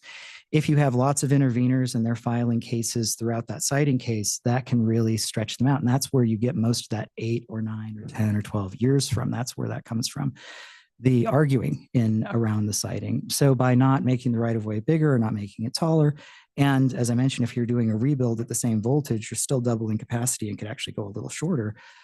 because of the SAG characteristics, that's what you're avoiding. So you're saving on the litigation costs, the professional costs, the expert costs, the carrying costs, all of which gets capitalized and put into return on the project over those years. And then you're also making sure that you don't miss the economic development side of it. You have a new manufacturer that wants to come in that has new load. You have a data center. You have somebody who wants the additional power. You have generators who are connecting to the system with cheaper generation that's going into the energy prices, so savings that they could see. So we have the cost of the delay and the litigation itself, and then we have the costs that you acquire by not creating the opportunity, the economic opportunity, or the lower cost energy. You. Vice President Fielder. Thank you, Commissioner, Mr. Chairman. I want to talk about the line loss a little bit. So my understanding of that is that, over distance, some of the electricity is lost through the line, and the greater the distance and perhaps the narrower the gauge, the more line loss there is. So if you've got more ampacity, I think is the term. Is that how you're able to prevent line loss? Because you've got bigger, what's preventing the line loss? So David and I will tag team this one. And I'll give you sort of my Theodore easy version of it. And that's there's less resistance in the line from the way that it's made with the carbon core and the additional aluminum. And resistance, just think of it as how hard does that energy need to work to get through it. And when it needs to work hard, it turns into heat.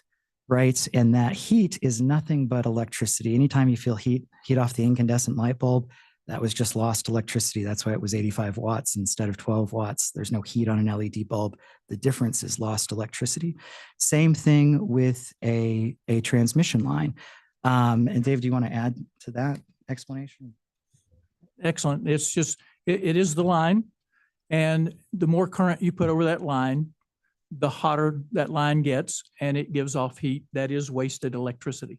So that is the line loss, is just being able to decrease the resistance on an advanced conductor versus the 100-year-old technology that's up in the air today. And that's a measurement that's made in the lab. It's easy.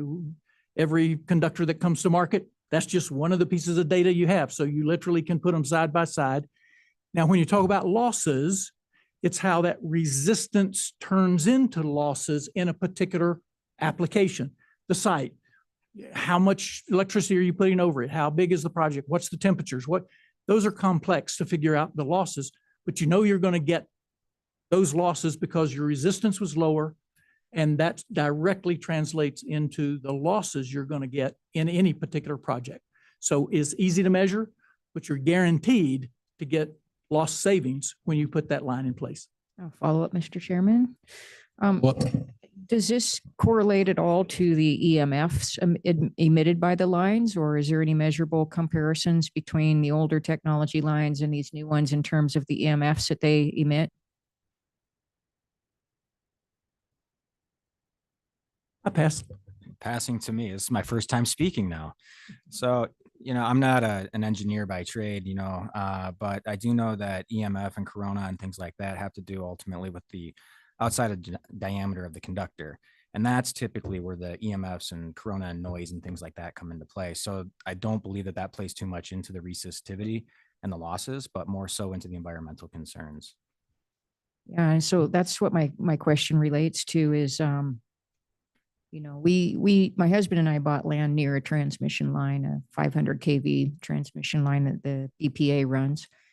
And it's on our land. It's on the land we bought. But when we were siting our home site, we took a Gauss meter and measured the radiation coming off of that line to determine where we felt the EMFs were tolerable for, living. We didn't want to be, have our bedroom right next to where that radiation was highest. So we did some walking around the property and kind of designed our home to be what we thought was a safe distance away from the research we did at the time. And I was just wondering if these lines, are similar in what they put out, or if there's any difference. From my understanding, the EMF and corona comes back to the physical design of a conductor, not so much the technology used for actually holding the conductor, the carbon cores that we're talking about here. The design book is, I believe it's called the Red Book, and that outlines the acceptable size for the outside diameter of conductors to be used, and also the bundle size being used with those conductors to reduce EMF and corona in that field. So it would be more of a physical design than it would be a, steel versus carbon core design. Okay, so apples to apples, it'd probably be the same. I think then. it's, yeah, again, I'm not an engineer, but, from what I've kind of picked up with the conversations I'm having in the room with the engineers, it sounds like it's an apples to apples. And we can certainly ask Madam Vice President in our technical team if there's any difference in the amount of aluminum around the EMF that's ultimately measured off a line. I think what Chris is noting is that's not an obvious point that we've had discussions on, but we can certainly always take it back and ask people who spend their lives on that kind of detail if there's any difference. Thank you. I'd really appreciate knowing if there is a significant difference or not, one way or the other. Before I go on to other commissioners, I want to ask a question while Mr. Dave Sanders is here, and then I'm going to go back to commissioners because I'd want him in case he has to leave. So your new product, very exciting because we're able to monitor temperature. And you mentioned something to me that I think the insurance company should really be paying attention to, which is you'll have a record of what happened during the event, the fire event, and we'll be able to say whether the power line did it or not. Also, the power line is now a sensor to sense a fire. You may be the first one to call the fire department, especially in the middle of nowhere. In a lot of Montana, does not have people to call in the fire, where my line could now be the sensor. Okay, I'm just thinking out loud. The insurance company may very easily require the use of these type of lines to get insurance at all. Okay. The United States has a history of raising standards of safety. We had vehicles with no seat belts. Then in 1969, they said we have to have a seat belt. Then we had to have a shoulder harness. Then we had to have an airbag. Okay. And you can't produce a car without an airbag and anti-lock brakes. What I'm suggesting and what I'm having Senator Daniel Zolnikoff help me with is a bill that would raise the standards of what a conductor can do. Okay. Pretty soon, the insurance companies are going to say, well, look, you've got to have these standards or your insurance rates are going to be higher. We're not going to insure you at all. What are your thoughts there? Okay. My thoughts on that are everything you said. Yes, you can draw parallels to increasing safety in auto industry or home insurance. Do you have a burglar alarm? Do you have smoke detectors? Do you have all of those things? And so you've traditionally seen those things, once there's some familiarity with them, figure into whether it's insurable, what the cost of insurance, those things. To your hypothetical, Mr. Chairman, about whether they would require it, or those sorts of things, I can't comment on that. I do think that this is an incredible technology evolution for utilities and insurance companies. I mean, both just on the being able to know immediately, did my line cause the fire, right? So if no, I'm avoiding a lot of potential litigation and PR issues and other things like that. And being able to work with public service commissions and do things and say, look, I have a mitigation plan. These particular lines are set so if they disconnect, they trip, there's not going to be any power flowing over them. And then, of course, in general, this is bigger than the energy industry. You mentioned the sensing on the temperature for early indications of a fire burning under a line, right? I think that is an incredible capability. But how an insurance company might require that, or how they might look at it, how it might affect rates, I can't offer a view on that. All right, a follow up on this. So there's a bill that might be showing up in the legislature that says, hey, the utility has a tremendous responsibility, and in the event of a fire, which is going to happen because of a down power line, it's not a matter of if, it's a matter of when. And they could go out of business and just leave the keys on the table. So maybe there's a bill that says the utility's out of that responsibility. Well, then it's going to fall on the ratepayer to pay the bill, right? So what I'm saying is, if we can show a conductor that hasn't started a fire yet, that's a pretty darn good track record. Okay. And if the strength of the carbon fiber core is twice the strength, then theoretically it should cut fires in half.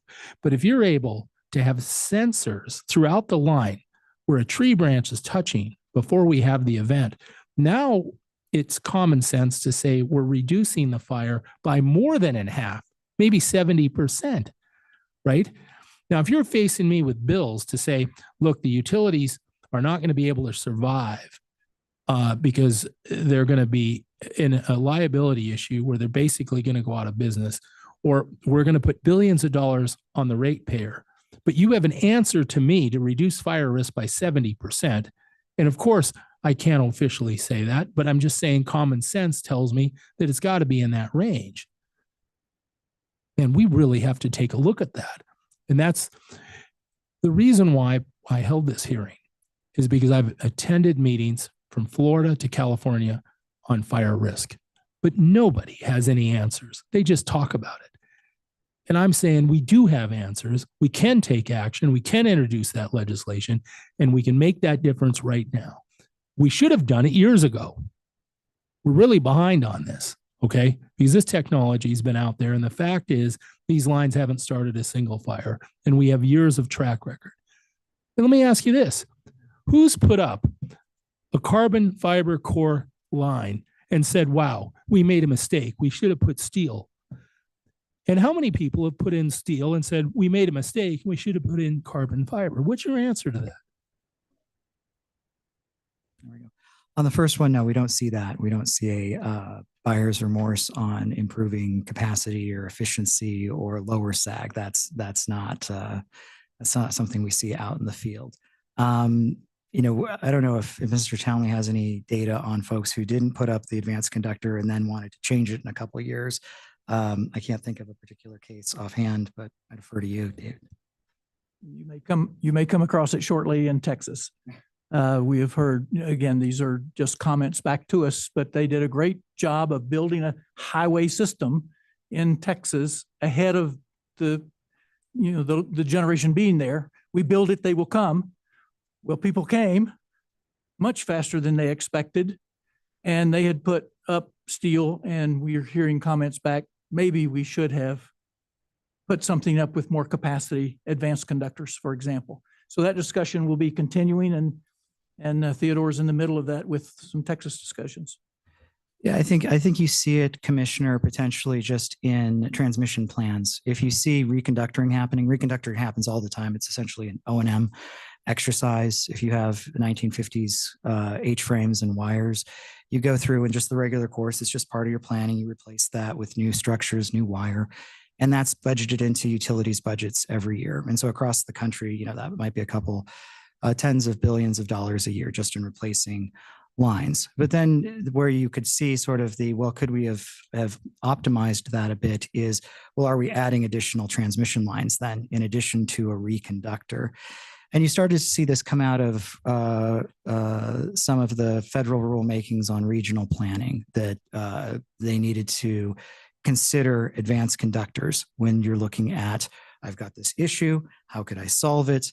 Both to see if could I avoid building a new line, or can I build a line that has twice the capacity and avoid having to build another line in 6 years? Both of those sorts of issues come up. So you can look for indications on where it might have been a good idea to reconductor in a short time window. I don't have any great anecdotes for you of somebody who put up a line and said, oh, I wish I would have done something different. I'll circle back around. Commissioner Bukacek? Ready, because I'm asking for clarification here, and it's related to both Vice President Fielders and Commissioner Perochi, Chair Penocchi's statements. When we talk about 30 to 40% decrease in line loss, from my understanding, it's related to the current square times resistance. That's somewhere in the equation. Maybe that is the equation. And so the number of the line loss, my recollection, it's like 0.25% to maybe 2% line loss. So when you talk about 30 to 40% decrease, you're talking about 30 to 40% decrease of 1/4 to 1.5 to 2%, correct? Is that It's, correct? yeah, your formula is correct. I think David can verify that. And then if we're talking about transmission line losses, be 5 to 7%, depending on the lines, it can be higher than that. And those are small numbers. So if you're saving 30% of 5%, geez, that doesn't seem like a lot. But then put it up in grid scale. And that's when you see 34 megawatts saved over a power line that's moving some significant megawatts. Right. And I guess the point I wanted to make is that we're not decreasing fire risk by 30 to 40%. We're not decreasing the power bills by 34%. We're decreasing the line loss, which is 1/4 to, well, you're saying 5 to 7%. I've read a variety. It depends on the length of the line and all that. So I think that's important clarification for the public to understand. Yes. I mean, when we're talking about the 30 to 40%, that is, we'll talk about different numbers and different, savings versus this versus that and things like that. In that particular case, the 30 to 40% is absolutely about the line losses. When you're talking about, risk of fire mitigation, whether it's the current generation project or something in the new generation fire risk reduction, I can't quantify that. I can say, here are the features, here's the strength, here's the monitoring, here are those, attributes to it. And then, what that quantifies out to in terms of a this versus that for a fire risk, is a calculation I wouldn't have. I'm not sure I could do that. The other piece of that would be just the difference in the characteristics. So what you might not be able to say, does it reduce my risk of fire by X%? But what you could say is, well, I know it doesn't sag, and I know that past X point, and I know that this alternative can, and so I have risks there that do not exist if I'm using carbon core. So the chances of that happening with the carbon core would be 100% less. So that would be an easier calculation in that case. Follow up, Mr. Chair. Mr. Townley, did you have a point? I could come back to it. Yeah. Okay. Okay. The other question that I had was Excuse me. I have Senator Daniel Zolnikoff in the room. So do you have time? Okay, we'll finish. Thank you, sir.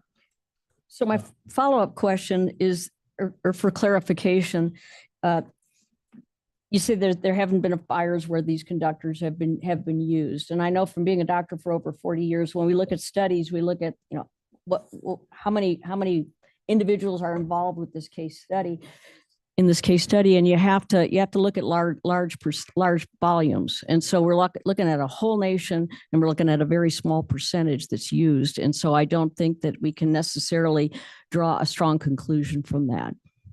Yeah, I think in terms of statistical significance. Sure. I think, what you can do is just, take the numbers for what they're worth. So the data set there, the sampling size would be 120,000 miles. Yeah. Compared to how many miles for the whole U.S. transmission system is someplace around 500,000 miles, I think. Yeah, we have 10,000 in the U.S., 10,000 miles in the U.S., 120,000 miles globally, spread out over about 1,500 different projects. So projects could be anywhere from 300 feet span up to the 220 miles. I'm saying if we're comparing it to aluminum, what would be the comparison? Percentage wise? Correct. Say 1 to 2%. Yeah, it's small, but in this space, we still haven't experienced any ignition due to our conductor from a failure. Right. I don't again go back to statistical significance. Yeah, which is our end sample size is smaller than what the traditional market is. However, we're growing, and I think our friends at Epsilon could probably say the same. So us in this space have been fairly confident in our use of not igniting anything. Thank you. Okay, Senator Zolnikoff is here, and I wanted to, Dave. Okay, well, all right, I just want to be careful of Senator Zolnikoff's time. Okay.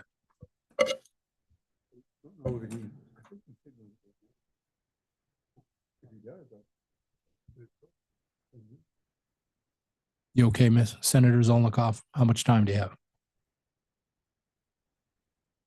Okay. All right, little catch up. before Daniel got here is we've covered some important points. I think one interesting fact is that no fire started from a carbon core conductor from the two companies that are here. We illustrated you have 100,000 miles up and we have 500,000 miles of line in the United States. So that is a pretty good comparison. I think it's important to state that.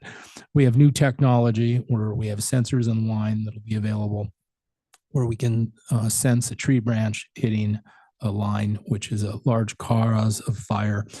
I have a bird that's building nests on the structures, and that is causing problems in the Augusta area and across the country. So we'll be able to send somebody out. This is a pretty substantial game changer that you have. And what I'm encouraging to happen here in Montana is to introduce legislation that would raise the standards to give a strong answer to the industry's question, what are we doing about fire risk? So I've asked Daniel Zolnikoff to help draft a bill to do exactly that, to try to lead the country in some real answers that I think would reduce fire risk. So with that, Daniel, please, the floor is yours. Make sure the light's on and speak clearly into the mic and give us an update on what's transpiring with that.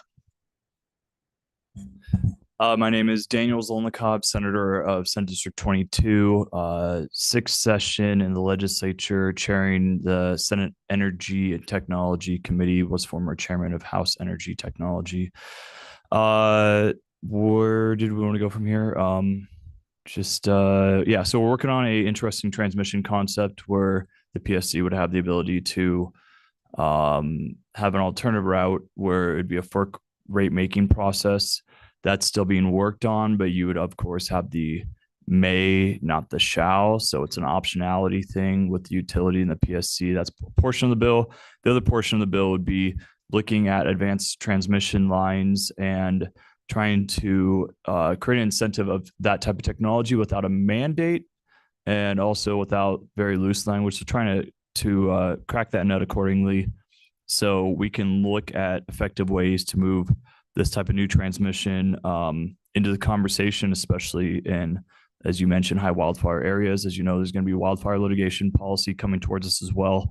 So if we're going to try to find hit the litigation side, we should maybe look at also the new technology side that, you know, is looking very promising, cost effective in the 5 to 10 year period. And when they last 40 years, that's a pretty positive approach. Also, when building assets takes 3 to 5 to even 10 years, depending on the situation. Utilizing savings is extremely important as well. So lots of different factors. I don't like to do mandates nor gimmies. I like good policy that creates incentives, or at least an open-ended approach where in the end, the PSC gets to choose if it's a good idea or not. I think that is the whole purpose of this entity. Some things that transpired here in the last few minutes is CTC Global says new technology is going to be released on a product that is just in the end phases of being tested, where they can sense temperature on the line. The reason this is kind of exciting for a lot of reasons, if we have to reroute power let's say we have an outage and we have to reroute power, we're able to measure the temperature on the line and know how much we can dial up the energy, where we can't do that with our existing line. The other thing they've made clear is that if there is a fire event, their line can sense the heat. They could actually direct the fire department to the fire. Also, they say the technology is there where they can prove whether their line started the fire or not. Okay, when they can sense where a lightning strike is. This, I think, is a pretty big breakthrough in technology, which I could see where the insurance companies would say, we need you to, have this type of technology for a lower insurance rate, or whether we're going to insure you at all. Insurance companies are looking at abandoning insurance on utilities. There's a bill that may say the utility has a fire, they're not going to be financially responsible because they'll simply go out of business, which could fall on the ratepayer. If we could have the technology available for the fire not to happen at all, That seems like that is a substantially important issue right now with insurances. So I just wanted to let you know that that's kind of developed here today. Any thoughts on that? Yeah, Commissioner Pinochi and members of the Public Service Commission, I think it is important to consider the risks, of course, but also we have some of the most transmission line per ratepayer. So we can't do everything. We got to keep that in mind as well, because if we just replaced everything overnight, those costs would be large, and that would hit ratepayers. But I think we can start to look at replacement in the smartest, wisest areas and look at new technologies that could remove that risk. So again, that's why I don't believe in the mandate of everything has to be this new thing, but there are many times and places probably cost effective. So I just want to, reiterate that. Sharing some ideas from one end of the United States to the other on this idea of raising the standards in conversation. I think what was a comfortable level was we would raise the standards, and this would have to be implemented on any new line installed or any replacement line. However, it could be in the future where the insurance company, just like if you have radar on your car, you get an insurance rate that's cheaper, or a steel roof over an asphalt shingle roof. We could see the insurance companies starting to give breaks to the utilities, and it may make sense for them to make those upgrades. But my meetings across the United States has been when we're going to install new line or replace old line, that would require these higher standards and then phase it out over time. That seems like that's been the most popular. No one's suggested that we replace everything at once, because the industry probably couldn't produce that much. But one thing is for certain, based on what's happened with wildfires, this is the most important issue that we're being faced with as concerns with the future of utilities. So I really appreciate your time on trying to work with an answer on this. And there may be some questions from other commissioners. For Mr. Zolnikoff, Senators. Anyone? Oh. Vice President Fielder. Thank you, Senator, for being here with us today and for your efforts up there on the Hill.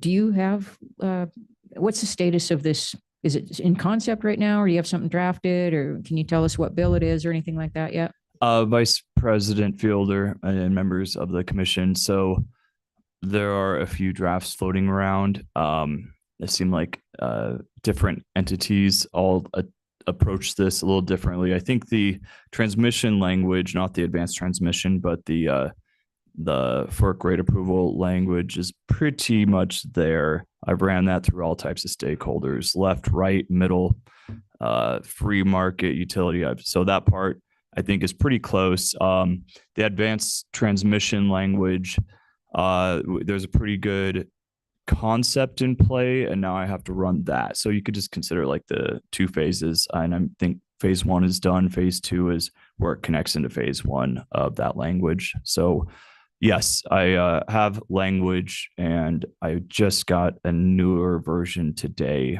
And so now I'm going to compile, and that's what I'll do this afternoon. And then I will run it by everybody. And just so you know, I'm trying to run this by as many people as possible to make sure, and I need to run it obviously by you guys as well, that we do not make any mistakes.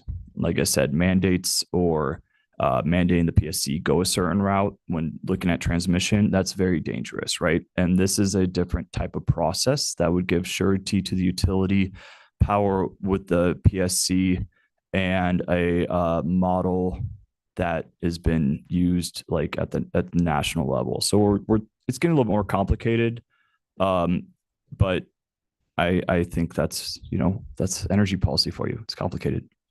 Thank you for your efforts. I look forward to seeing the fruits of the labors that you'll be putting forward. Thank you. Any other commissioner questions for Senator Daniel Zolnikoff? Thank you, sir. Do you have any questions for us? No, I also enjoyed carrying 3 of the 4 bills of the PSC that went through ETIC for this commission as well. And Representative Zolnikoff has the 4th one. So apparently we were just gung-ho to get your stuff through. So thank you. Great. Thank you. Okay, we were back to questions, and President Molnar was up. Thank you. Thank you. Anyone, if you can take this, I'm going to re-ask the question that I asked of Joseph, but the one that's kind of new, I forgot to ask it, was quite often if a transmission or distribution line is going to start a fire, it doesn't come from hitting brush because it's pretty easy to take care of it right away and make sure it doesn't happen. It happens from arcing. So if you get enough soot, carbon built up in, say, bossy.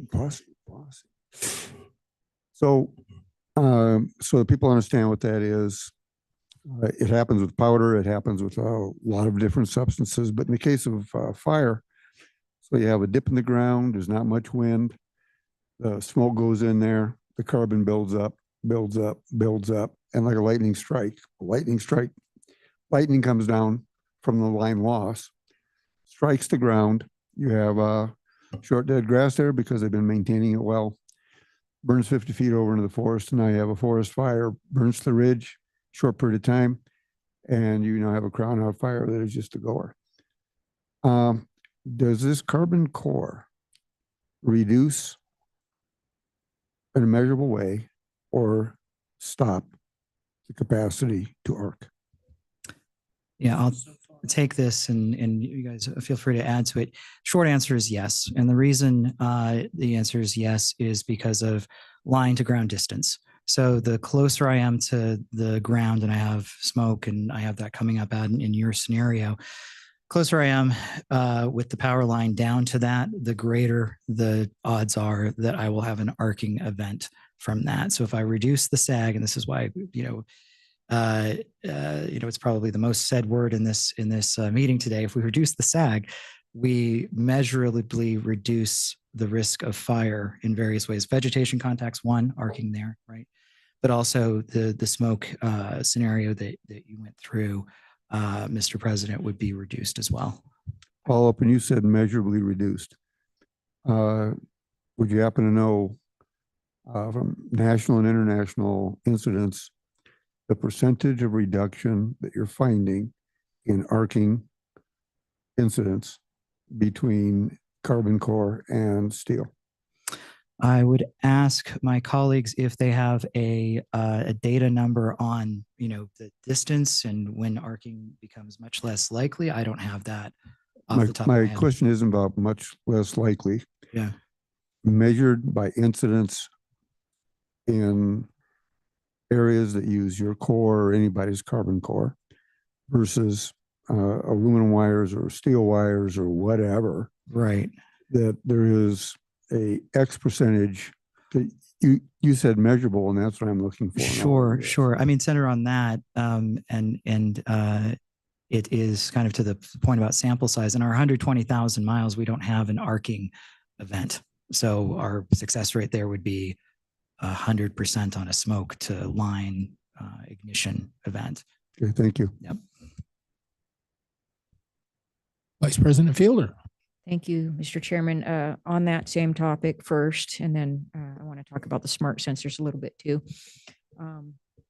This arcing phenomena that occurs, that's impacted when lines sway and like the wind. I mean, down there in California with the Santa Anas, I was visualizing those lines are swaying and with frenetic winds, they can sway in different directions and be brought closer together. I know that larger lines have spacers on them, but there's distance between the spacers. And so I'm wondering, this lack of sagging that you have, I mean, obviously it's a tighter line then. And so would that reduce the sway of lines where you've got like three lines together running on the same set of, the same attachment points on the towers? Yes. It should be lower. You've got a tighter line, you described it, but certainly a lower sag, which has less blowout, less movement. I would think to get to President Molnar's, the measurables that he's asking for, which I think are important, is, just some data on how much power going through the line and how much distance tolerance there is between, before it arcs. And I know there's a lot of different factors, atmospheric factors that can affect that. But if there's some kind of data on that, that might be very helpful too, to help us understand, help the industry understand, and others that would be interested in this, what the measurables are on something like that. Sure. And we can certainly look at that and see what data is out there on distance and how that lines up with our sag to ground and all of Yep, that. sag to ground and line to line, I would think. And so the other question I had, Commissioner, Mr. Chairman, was you were mentioning the smart sensors that are in here. That sounds very interesting. You rattled off a few things that the sensors can sense, and one of them was like a drone overhead, and that's from the reverberation, I would imagine. But another one was, you said if someone was like shooting at the lines or something like that. So can you just elaborate on that, what these sensors can actually sense and how they do that? Well, I can do the first part more than I can do the second part, because that's in the department of all the PhDs who are working on that technology, who tell me about what it can do. And then there's a space of how it actually does it where I probably, get lost. But in terms of what it can do, yeah, because of the way the fiber optics are in the core itself, it can sense everything that we've talked about, the temperature, whether the line is moving significantly left and right. That's sensed by that as well. And then it can, those things that we're talking about are acoustic signals that can be measured by the line. And here, Vice President Felger, is where we get to the point of, I have been told that it can do that, and it can do that pretty impressively. But how that actually works between that sensor and an acoustic signal, that part is where I could not fill it in for you. But we could certainly at some point have some discussion on that. And Chris may actually have more than I have on that. I'm not a subject matter expert on any of this, but I have been kind of close to the engineers kind of developing this. And it works with two systems. One is the DAS system, which is distributed acoustical sensing, and the other one is a BOTDR system, which is Beryllian optical time domain reflectometry. Don't check my notes on the actual acronyms on those, but that's close. And those two work kind of hand in hand. And the acoustical is one way that's kind of always on. And if there's a drone flying nearby, or if there's somebody cranking down on the bolt on the pole, or if a bird lands on the line or a tree limb or something like that, it'll tell you to the millimeter where that happened. And then the BOTDR is one that fires every 5 minutes, 10 minutes, however often you set the interval to. I mean, the more data you have, the heavier your load is going to be on your servers and things like that. So there's kind of this balance that happens. And then all of that will tie back into the enterprise system of the utility, or the federal usage case of the APIs and things like that, to make it user-friendly, to be able to develop triggers within the system and actually do some preventative movements before even a human needs to be involved with it, making this not just a fire sensing alarm, but the sprinkler system. So, everything will happen in real time for that. And those are all to be customized by utility needs case and things like that. So the technology with it goes much deeper than what I just explained to you. However, the ease of use of it turns into how it plugs back into the system that's currently being used on the grid. Vice President Fielder, follow up. Just, I guess, a comment, like the last subject, I kind of nutshelled into two things, ignition points and then fuel loads are two things we really have to figure out for reducing fire hazard. And so what you're presenting to us today is basically reducing the number of ignitions, fires caused by electrical distribution and or transmission lines, correct? And the other thing is that these are more fire resilient when there is a fire, because they're higher off the ground and they can withstand higher temperatures. Am I getting that correct? Yep, that's perfect. One other thing I would mention too is it would actually work like, as we said, a sensor, as if there is a fire coming through the area, you would know exactly where that fire is, because the heat map on that line will change.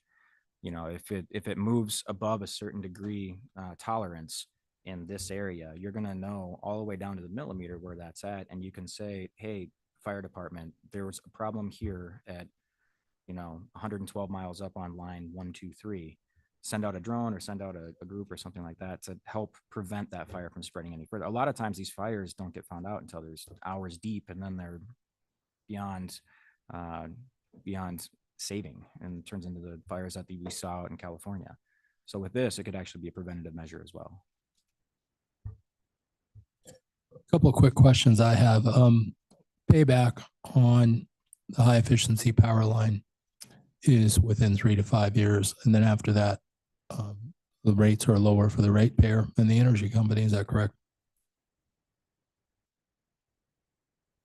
First one I'd like to comment on is the reconductoring. There is no payback. It's your lowest cost solution, period.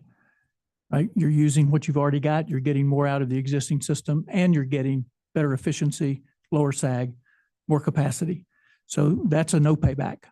It's when we talk about rebuilds and when we talk about new lines that we begin to talk about the cost of all the components going in, and whether that rebuild, maybe it's restructured, re-strengthened, what that cost is with your conductor, and the savings and other benefits that go along with that.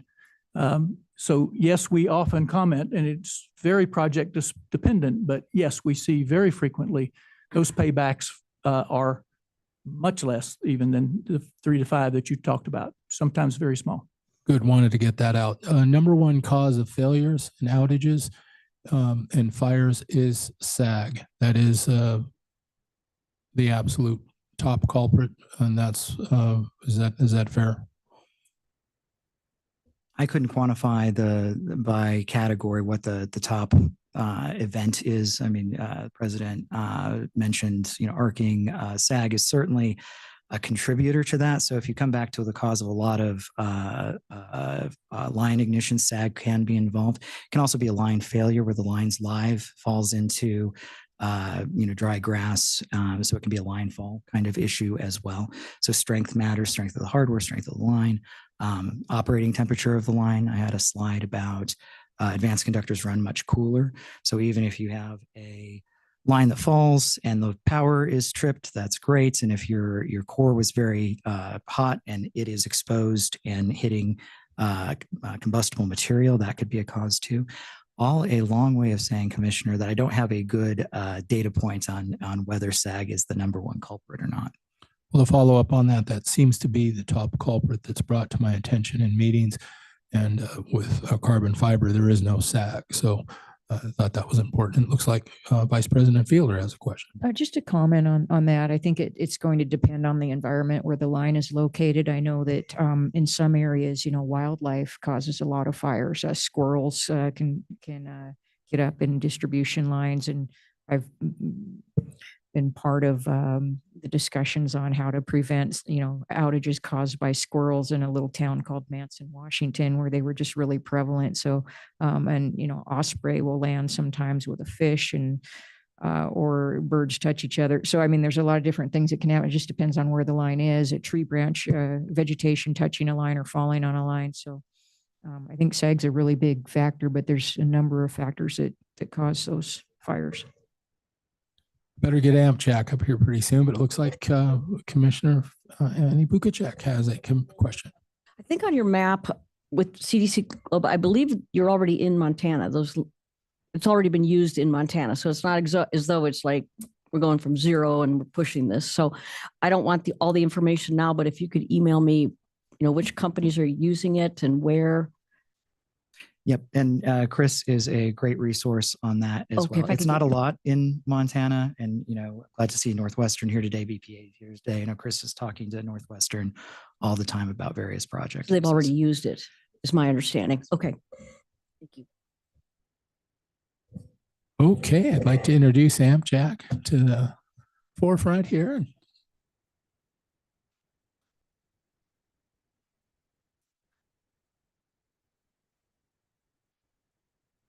I'd like to introduce Luke Kaput and Matt Hutchison. The floor is yours. Thank you guys for being here. Appreciate the opportunity, everybody. Can you hear me all right? So we're going to change gears a little bit. Heard a lot about conductors and such today. We're going to talk a little bit more about sort of, and Vice President Fielder's been stealing my thunder a little bit here. We're going to talk about ignition. We're going to talk about sources of fire and different ways we mitigate with our different technologies and solutions. And then we're going to talk, and then if we want to open the floor up to, and we really focus this on wildfires based on the topic that we were asked to discuss, but if we want to talk more about upgrade scenarios and those types of things, we specialize in that as well. We're agnostic to the conductor world.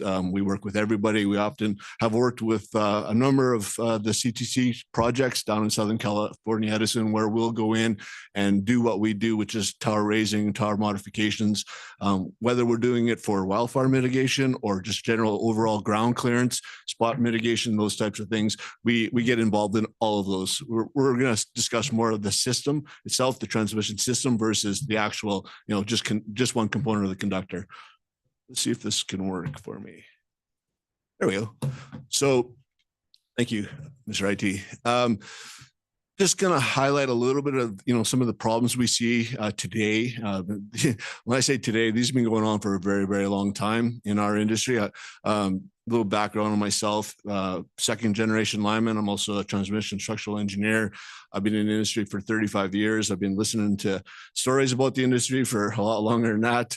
I often think I've seen it all, and then the next day I'm surprised with what get thrown in front of me. But ultimately, when we talk about the industry and how we're trying to improve things, and again, I think it was one of the commissioners up here said, we've got systems in place, regulations in place in the auto industry, in the housing industry, and we have those in our own industries as well, right? In the transmission industry, we've got 100% fall protection. We have fire retardant clothing. We have equipotential bonding and grounding, which is basically grounding the line so it's safe to work on it.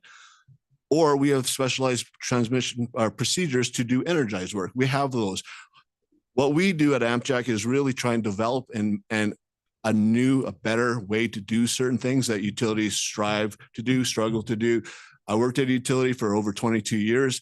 I have a pretty good understanding of the constraints and challenges that my friends here from the utilities face every day, right? Whether it's fire mitigation or right-of-way acquisition or maintenance or repairs or new customers. I got a pretty good understanding. I built a lot of power line. I designed a lot of power line, and we really do our best at AmpJack to develop solutions that help and mitigate these situations. So let's go back to wildfire mitigation for a minute. We talked, and I heard Vice President Fielder say contact with the wire, right? SAG is 100%. A cause of that, right? Whether the low sag is causing trees to grow up into it and making contact, or we've got falling tree issues all the time, right-of-way maintenance, large fuel left in the right-of-way. And again, I'm not going to sit here and point fingers at anybody, because everybody in all the stakeholders in my world that I work in with, which is the utility world, are trying to do their job, whether it's the environmental groups, the utility groups, the maintenance groups, all of those. And they're all doing what they think is best. We just come in and try and help those groups and find solutions that overcome those challenges. So, the vegetation issue, can we do a better job right-of-way maintenance? Maybe, but sometimes we're not allowed to, right? So what are some of the mitigation ways we can avoid contact with either growing vegetation, falling vegetation, those types of things? Down power lines. With transmission, we often see a fire will go through and there'll be annealing of the conductor, there'll be damage to the insulators, there'll be damage to the structure. And on the next big wind event, we might see failures, right? We're going to talk a little bit about how we can remediate those problems. Animal bird contact, squirrels on transformers, huge issue all over in the cities, right? For us, we see, and we're working on projects right now down in Southern Cal and actually up in the Northeast, where we've got a solution, a product that allows us to change the configuration of the tower to allow for more clearance. So large birds of prey, osprey, eagles can rest, build nests, those types of things, and less effect to the transmission lines. We'll talk a little bit about that as well. Oh, yeah, it's me, sorry. I'm not usually in control of my own slides. So what we're best known for, Amtrak tower raising, is tower raising. And we'll often get asked why. Why do you do that, right? Why would we want to raise a tower, a transmission tower?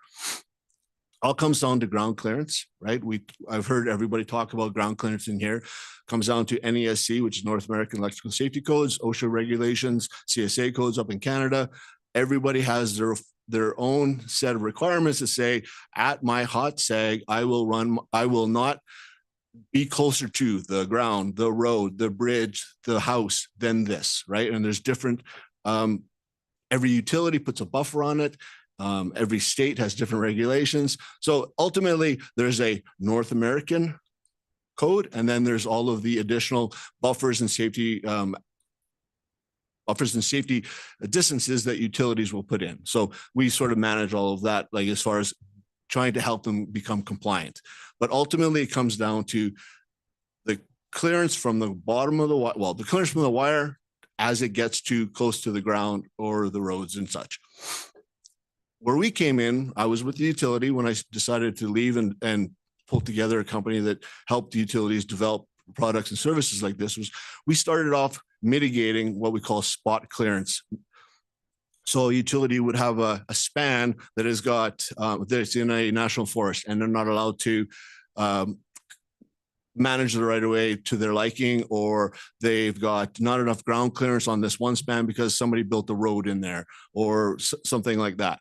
So we would come in and we would develop a tower raising system, which is basically, and I'll show you a short video that how it works. It's very simple. It's a hydraulically based crane in a box. We attach into the tower, we separate the tower, we jack it up, we put new steel, we take our tools home, and there you go. You've got additional feet of clearance. And that request of additional feet of clearance comes from our clients. They'll say, we need this much additional clearance in this span or in this line, or we want to gain this much more capacity.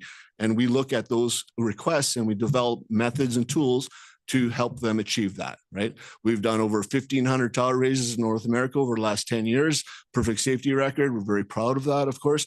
When you design and develop a tool like this, a method, a procedure, it's about improving safety, whether it's for the public, for our own workers, for the environment, whatever it is. You have to be improving safety all the way along the way. It has to be number one in your focus. The next big thing we do tower raising for is somewhat like the reconductoring groups we're talking about, is getting a full line rating, right? So re-rate the line. So we often, like I said earlier, we'll come in ahead and raise structures. So when they complete their reconductoring with the new high temperature cables, they meet all of the requirements. Often there'll be 20, 30% of that line that still needs to be raised after the conductor gets changed out. So we come in ahead of time and do those raises for the utility, or we'll do upgrades to the structures to allow them to do that reconductoring or just refurbishment, right?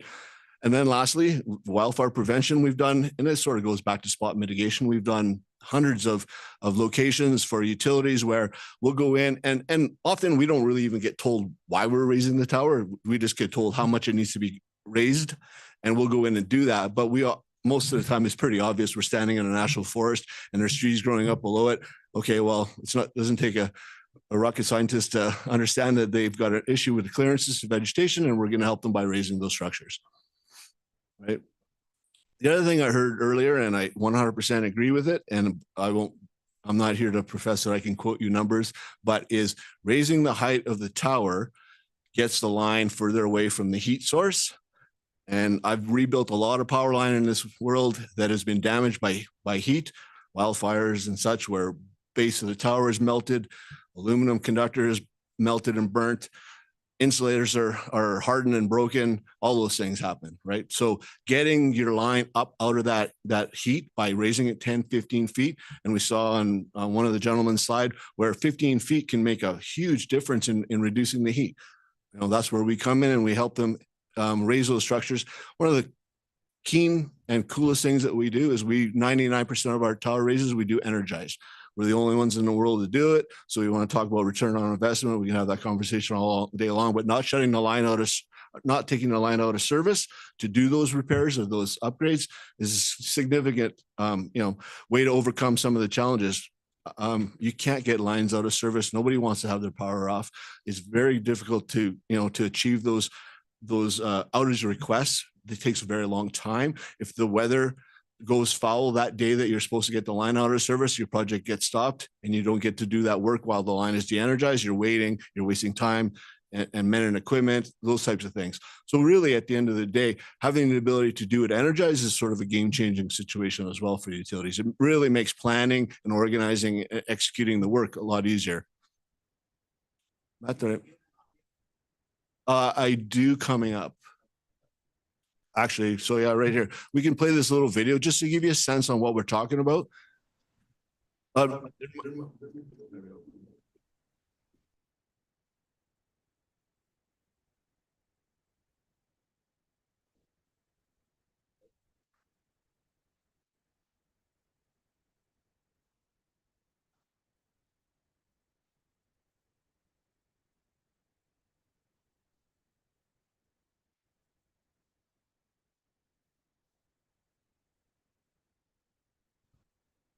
So ultimately what you're seeing here is a hydraulic crane that we install into the tower, right? We separate the tower either by cutting it or pulling the splice locations. We'll raise the structure by 5 feet at a time. And we're doing this all while it's energized. And then what we can do, yeah, we'll just hold it right here. Thank you. And then what we do is install the new steel into that structure. And then if we need to go 10 feet or 15 or 20, we do it again. We just regrip. It's kind of like an inchworm or a building crane that you would see. So we do it 5 feet at a time. And the reason we do that is for safety, right? If you put a 10-foot hole into the tower, we don't have, our linemen are big guys, but they're not that big. So everything becomes heavier and everything becomes harder to reach. So it's always a balance between safety and economics. Same thing with wildfire mitigation, right? We're looking at here at this structure or at this span right here, and you see you got trees coming into the line. And I see this on a daily basis. This is just a regular occurrence all over North America, right?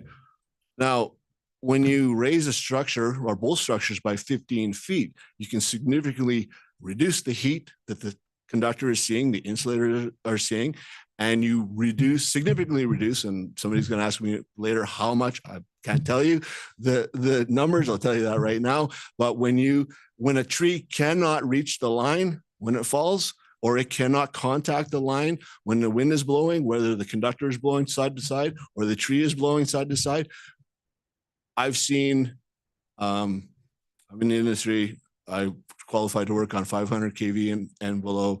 I've seen trees very, very close to the line that do not arc or start fires.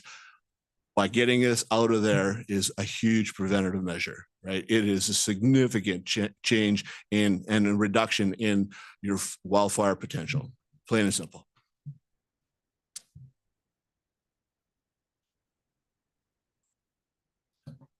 The other things that we see often, and we're fortunate enough to, our clients get very, they love to challenge us, and we love those challenges, is we get calls like this. We've got an osprey nest in a tower. They keep building this monstrosity of a nest. Environmental groups won't let them clean the tower. It won't take the nest out of the tower while it's fledgling, right? While there's birds in the tower. So what can we do to alter this tower to mitigate this situation? Right. So one is the what we call phase-to-phase clearance. So we can actually, with another product that we'll talk about shortly here, we can actually increase that distance between the phases so that your big birds of prey can fly in there safely. So they can land on the structure and not cause a short circuit, which is going to cause a fire every time. Right. The other thing is what we see here in the industry, and it's an interesting one, is what we call the spray. So when a bird of prey takes off from its landing perch, it always excretes a large spray of scat. And so it gets on the insulators and it gets on the conductor, and it actually is long enough that it can short circuit. And we see it often. We call them phantom trips until we figure it out, because we don't know why it's tripping out the line, but it is. And then eventually we'll find where, oh, it's because we've got this bird nest, and this large bird is always on that structure. It's a great vantage point for them. They hunt from there. Their little ones are safe, right? So we'll figure out ways to help, increase the distance in there to allow for that bird to operate safely, right? Ultimately, it's not my decision on if the bird should stay or go. I'm just there to help the utility overcome a challenge, whether it's, get rid of the bird or make the tower more accommodating for it. So we're working on a project right now where the tower on the left, I guess it's, can't see my description, but the tower on my left, so I guess that would be your right, the short one, is an existing structure, right? You can see there's a limited amount of space between the wire and the tower itself. So these large birds of prey are causing a significant challenge down in California. They're short circuiting out. They're causing wildfires. When they fall to the ground and they're smoldering and burning, they'll start a fire, or they're shorting out the line and it becomes a reliability issue. The option in the middle is come up with a brand new tower design, build a new tower. I've listened to everybody talk about how many years that process takes here, how expensive it can be, 10 to 12 years to build a new right of way to accommodate, you know, a bird of prey. That's a pretty drastic measures to decide to build a new line. Now, if we need an upgrade, and we'll talk about that, then that's a different conversation. But what we've done with a new product called ExoGrid is we've patented a technology that allows us to take that existing structure, keep the 2/3 of it, approximately 2/3 of that structure, and rebuild the upper section by modifying the lower section to handle the new loads, the new structural loads and the foundation, and increase the window space so there's more room for the birds to operate inside there. Or we can increase the voltage. So now we're talking line upgrades, right? So as I heard the conductor groups talk more and more about getting more capacity out of line. Again, I'm agnostic to which conductor you want to use, but ultimately there's most often work to be done on these structures. That's where we come in. We come up with ideas, solutions, tools, methods to help achieve those goals, right? So did I miss a slide, Matt? There's one missing. Anyway, apologize to the group. But so let's recap this, summarize sort of the AmpJack tower raising. Again, we do a lot of it for wildfire mitigation, just spot mitigation, where one span is a concern for a utility, where we'll go in and raise one or both structures. The reason we would raise both structures in that span is fairly simple math. If I take two structures and I raise one of them, the belly of my wire, the lowest sag, goes up by half the distance that I raised it. If I raise both structures, it goes up by the full distance I raised both. So in other words, if I go up 10 feet on one structure, I only gain 5 feet of additional clearance. If I go 10 feet on both structures, I gain full 10 feet on the span. Make sense? Pretty straightforward. So AmpJack tower raising is done for spot mitigation, whether it's ground clearance issues, vegetation clearance issues, capacity increases. The utility says, hey, we want to operate our conductor hotter, whether it's through a new conductor or not. But we've got 6 spans in our 100 spans that don't have enough ground clearance to operate hotter. We can't crank the ampacity up because it's already too close to the ground. We'll come in and raise those 6 spans, right? So really quick way to get your return on investment, get your upgrade done quickly and without having to take the line out of service or buying new conductor, right? And I'm certainly not downplaying the requirement for new conductor. We do multiple projects where they're done in tandem. The ExoGrid, and I would ask it, and I was trying to focus this on wildfire, and I didn't want it to be a sales pitch, but everybody's been talking about technologies to find upgrade solutions. The ExoGrid is really designed to replace, and I'll put that in quotes, the need to build new transmission line everywhere. What this industry and what all of us as consumers and officials, I think, tend to forget is the value of our existing infrastructure, right? One of the gentlemen came and talked about the national highway system, right? And the value that is there is existing. Well, I've sat here and I've been listening to this and I've been challenged by this for 35 years now in the industry. Trying to build a new transmission line is not a simple proposition anymore. It's getting harder and harder to do.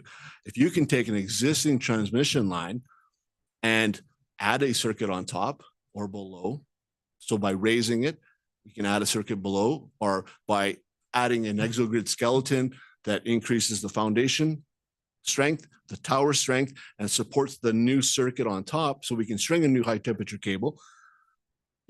What you've done is you've reused your existing infrastructure. You've reduced your permitting times because you're not asking for a new right of way. You might be raising the height of the tower, right? But and there's allowances within the BLM for that. There's allowances for a percentage of increase of height and width and all those things. It's not just a yes or no. Now, by having the ability to put your new line on the existing structure at the same span, you're not disturbing any more area. You're not digging up more foundation areas, those types of things. So you can, in theory, and we're just in the process of this, so ask me in a year from now and I'll tell you definitively, does it significantly reduce the questioning around permitting? And so far, yes. There's even legislation that I've been warned about or told about that in the BLM group, in the Bureau of Land Management, if you're doing upgrades that are consist of maintenance style work, there's significantly less permitting. And that's about as political as I'd like to get.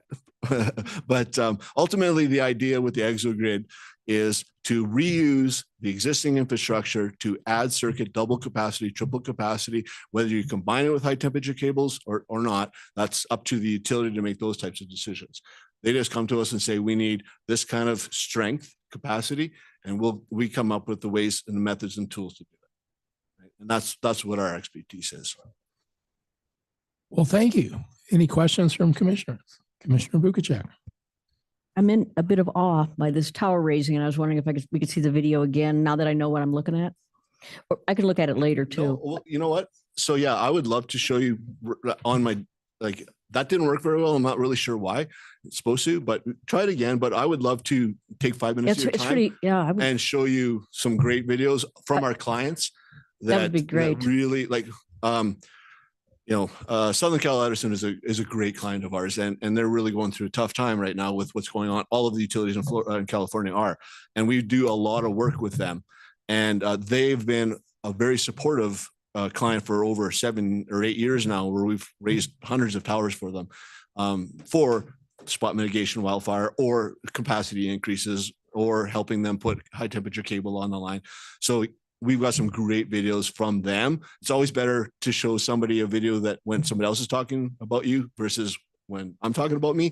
So I would love to show you that. But I want to hear your subtle Scottish brogue. You have a user in the audience. Yes, Bonneville Power. We just finished 40 plus raises for them. 500 or 345. I don't know. It's hard to keep track now. We've done a lot. So, but yeah, it's big voltage. And so if we're gonna dance around some of the regulation stuff, and I'd love to have this conversation. We talk about implementing new regulations, safer things to improve the systems and all that. And I put my example as well. We have 100% fall protection. We have equipotential bonding and grounding, which keeps our people safe. We have fire retardant clothing. What we've done here with AmpJack is we've eliminated what we call suspended loads. We don't have a tower hanging over people's heads anymore. Right? So the way we used to do this is we'd bring 2 large cranes in, and we would pick the tower with one crane, and we would use the other crane to insert the box, and we'd all be standing on the tower. And at the end of the day, we'd go like this, and we count all our fingers and make sure we had all 10 when we went home. Now we've changed that game, where we've developed a system where if we want to go up, we go up. If we want to go down, we go down. We have complete control of the tower at all times. It's a fully engineered process. We understand exactly what the entire system is putting onto the entire transmission system, the wire, the structure, the wind loads, all of those, because we max it out at a 25 mile an hour wind. We will not raise a tower and that's a big wind.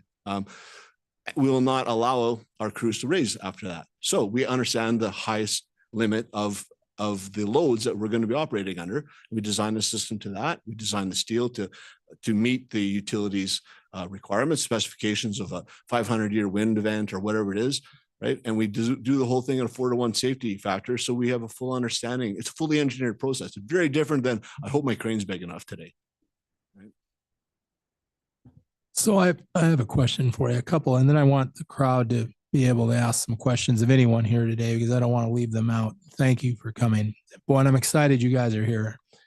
One reason I am is fire prevention is going to be a tremendous issue, I think, in the next few months based on what's happening. So has AmpJack been used in fire prevention in the past? Tell me a little bit about that. As I was saying earlier, we sometimes don't get told exactly why we're raising a tower because utilities are a little secretive in the sense that it's sensitive, but sometimes our clients will come to us and say, we've got fire mitigation issues. You know, we're sending you in to raise this tower or that tower to mitigate that risk.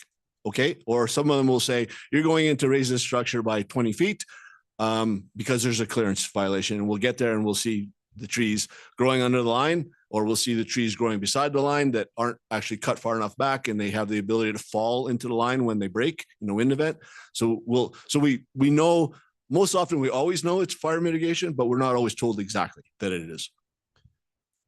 In Montana, we have the first recognized national park, Yellowstone, by Theodore Roosevelt, Way of Glacier National Park. And I believe that we're going to see legislation that's going to raise the standards based on the billions of dollars that has been spent. I believe that there could be a situation where the distance on the conductor off the ground could be looked at where they'll raise those standards to say, hey, we've got to meet these new height standards. So you are going to be a great answer to that. But I want to make it clear that in some cases, we can bypass the permitting process. Permitting the structure can be very time consuming, can take years, millions of dollars of legal. You're able to come in and modify a structure that's already there. Do you think in most cases you can bypass the permitting process?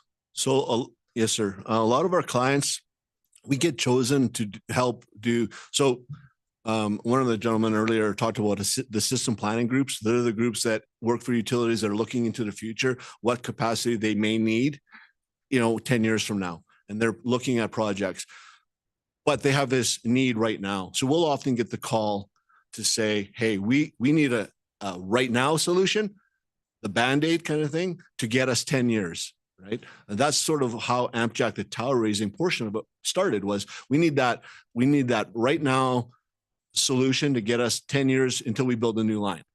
And then over the last 10 years, what's happened is building new lines has become a lot more difficult.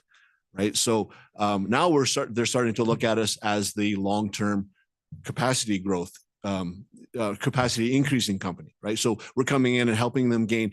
So AmpJack tower raising is different than aggregate, and I'll make it distinguish. AmpJack tower raising in general, we can pull 20 to 30% out of the line by raising the existing line. And the reason we can do that, and that's real numbers, not line loss math. Those are real numbers based on what we call stranded power, stranded capacity.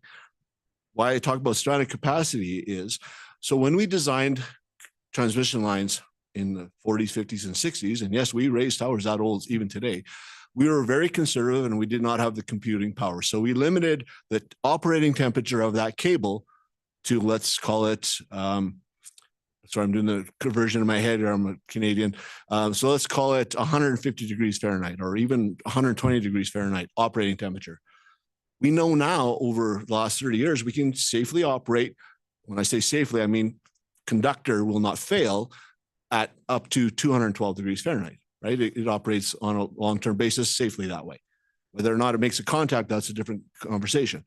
But we cannot operate it to that temperature because we don't have the ground clearance, right? It's stranded. That capacity increase is there, but we can't use it unless we get the wire further from the ground. So what are the ways to do that? We have retensioning. So we'll actually go and unclip the wire and pull it a little bit tighter. That causes issues like vibration. As soon as you make something tighter, it vibrates more. It's like a guitar string. So it causes other issues. So one of the most mundane things you can do, and I've done all of these, right? This is what I do for a living. All of these different solutions we've done over the years. But one of the most mundane things you can do on a transmission line, not a distribution, I can tell you why, but is you raise the structures, because there's such a degree of freedom in the insulators because they're 5 to 12 feet long and there's 1,200 to 2,000 foot spans. So by raising one structure by 10 feet, if you think about it, the percent, you go up on a 200 foot structure, you go up 10 feet, which is 2%, is very little difference. The tension in the conductor changes almost imperceptibly, right? So it doesn't do anything significant to the existing line. Transmission or distribution is very different. The span lengths are too short. You can't raise structures that easy because you get this uplift problem. You get wire gets tight really fast. But in a transmission system, you have these long spans, and half the time they're going across flat open fields and such, right? Where you can modify the structure significantly to get more capacity out of that line. I'd like to ask the crowd to have some questions. And if you do, please come to the mic over here. And you can ask the question of any provider here today. Is there any questions from the crowd? I have a question for the crowd. Okay. Thank you, Mr. Chairman. For Catherine Wilson, and I believe she brought her transmission guy with her, I would like to know what, if anything, you are doing in the way of fire mitigation with transmission. We now know that you're doing the amp jack. And what did you do? What is your takeaway or interest in what was presented today? Thank you for the question. Yep, go ahead. Can I get your name for the record, please? Kate Wilson, Wilson, and I'm the Montana liaison for Bonneville Power. Thank you. Yes, thanks for the question, Commissioner Molnar. I would like to bring Natasha Gentry on. She's the supervisor of transmission line engineering for Bonneville.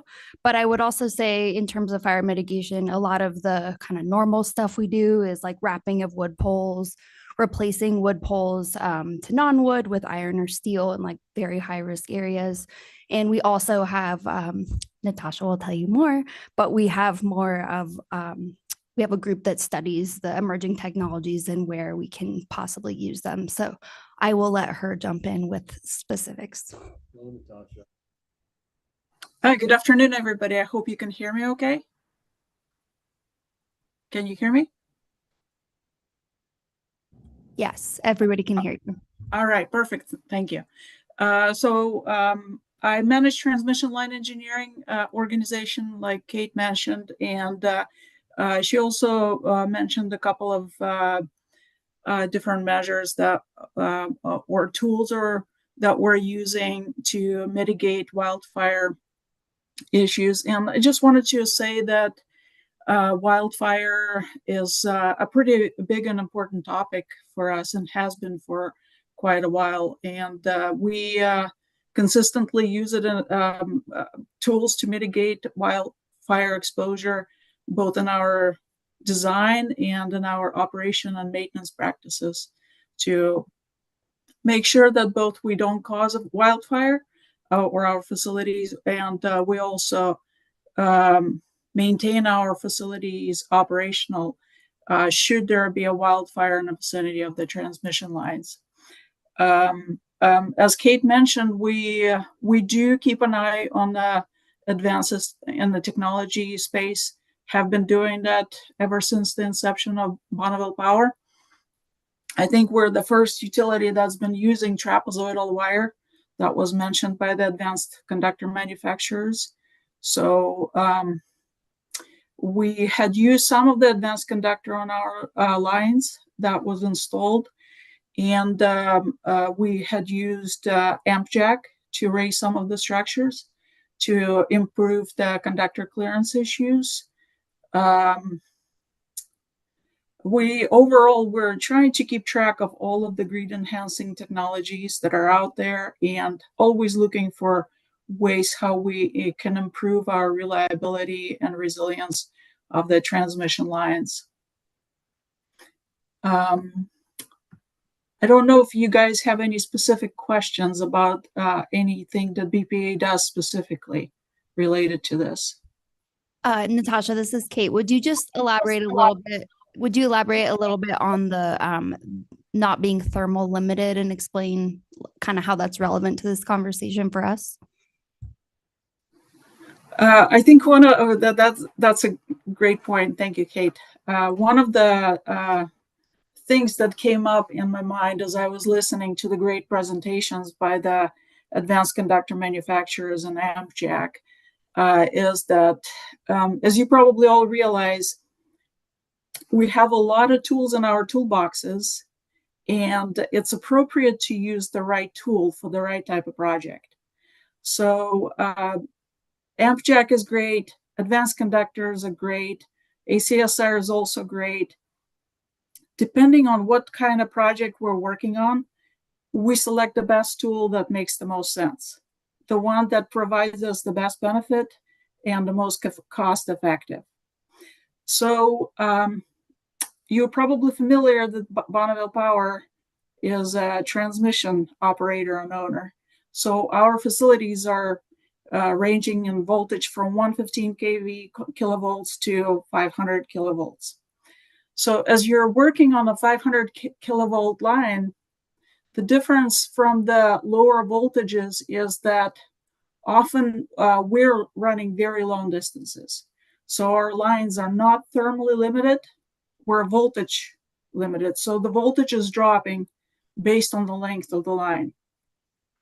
So the other thing to keep in mind is, and this might get a little more technical, but Vice President Filger, I believe, mentioned the BPA high voltage lines on or near her property, and the electric and magnetic field effects that are associated with that line. So as the voltage is getting greater, there is more impacts from the electric and magnetic field effects.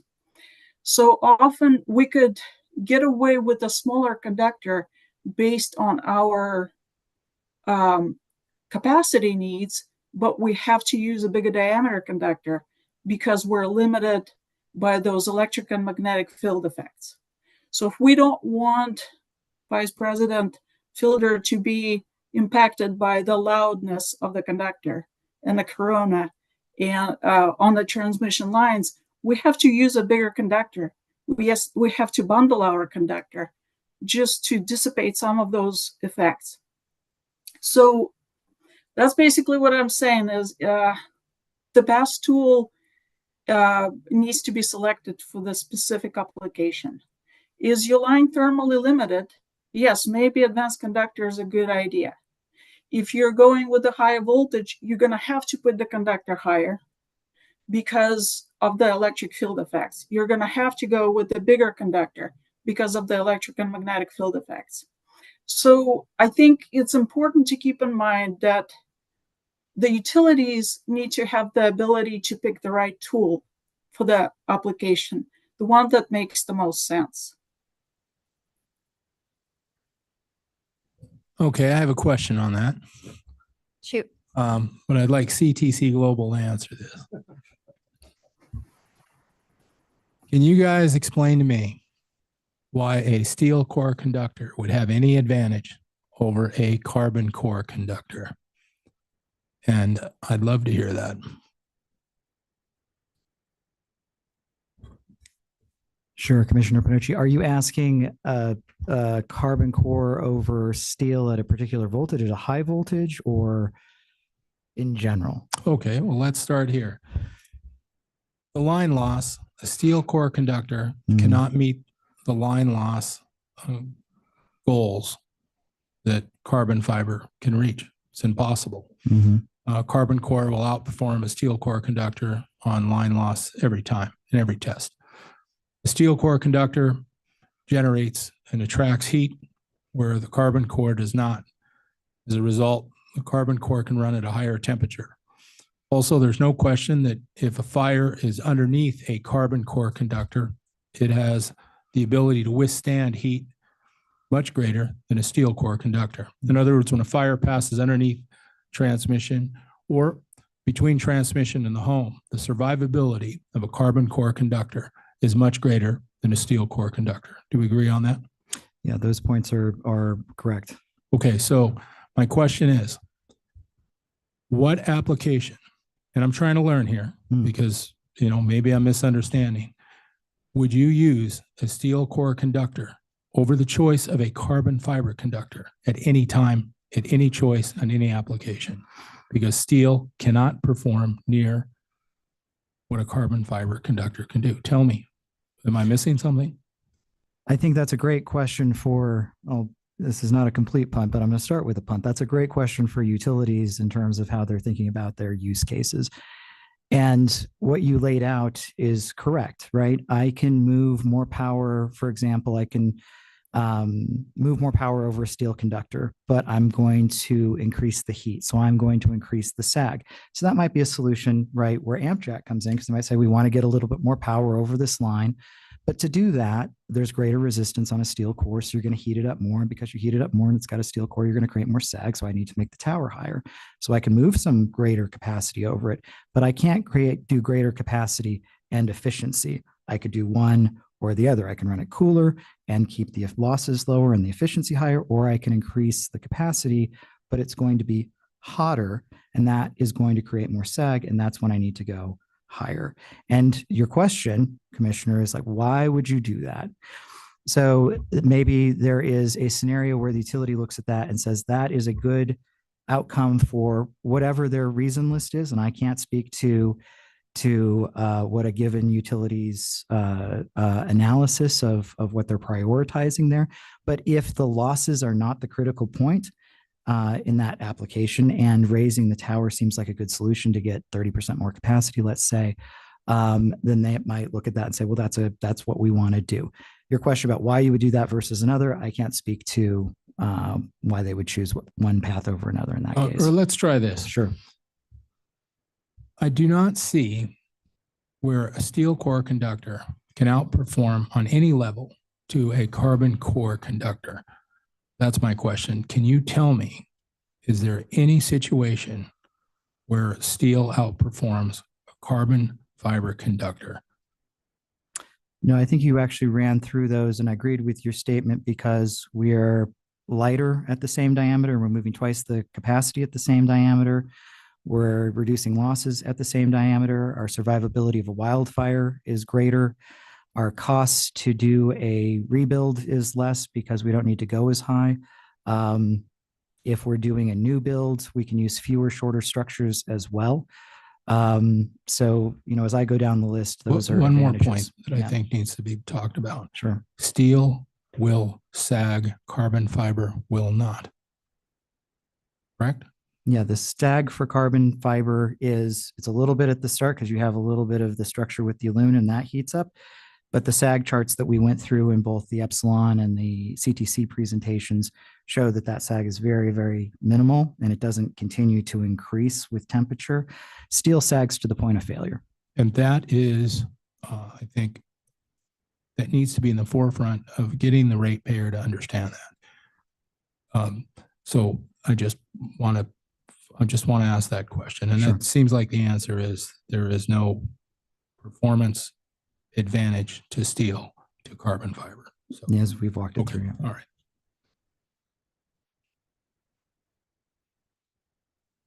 Well, I want to get back to the crowd here because we're running out of time, and I can go a little past 4:30, but is there any questions from a utility or yes, ma'am?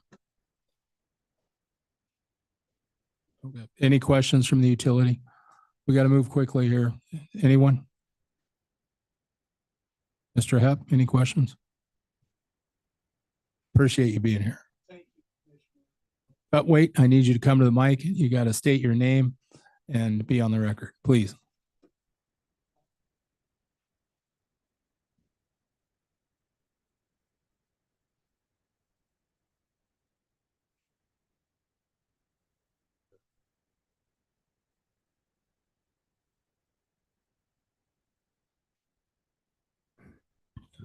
Ron Hepp, semi-retired farmer out of Great Falls, now living up at Seeley Lake.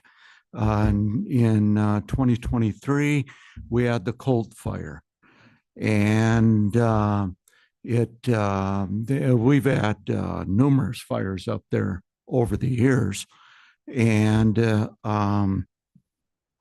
this was the first time I was actually living up there. And it gets a little concerning when they tell you get the stuff that you want to save in order and be prepared to evacuate. And now I understand that was north of Sealy. Now I understand that Missoula Electric Co-op is going to be burying line north of Sealy. And I believe that's on account of the fire risk and risk of trees just falling on the lines and power outages. This year I experienced a 3-day outage, and maybe about 2 weeks later I experienced a 4-day outage. I'm not a very good camper. That's not a lot of fun. And everything I've heard today, which I really got to thank you for putting this on. This has been very educational.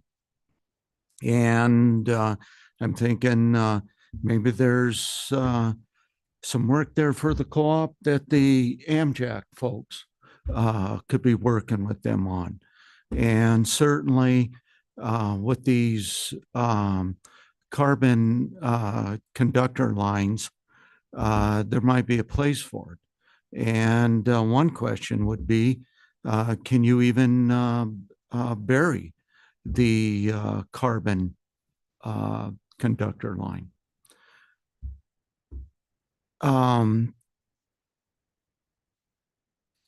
Yeah. Chris, tackle that. This would be a strength member designed to hold the conductor in the air, so it would serve no benefit to be buried. This is just strictly to be an open air application. Mm-hmm. And thank you for that answer, and it really makes sense.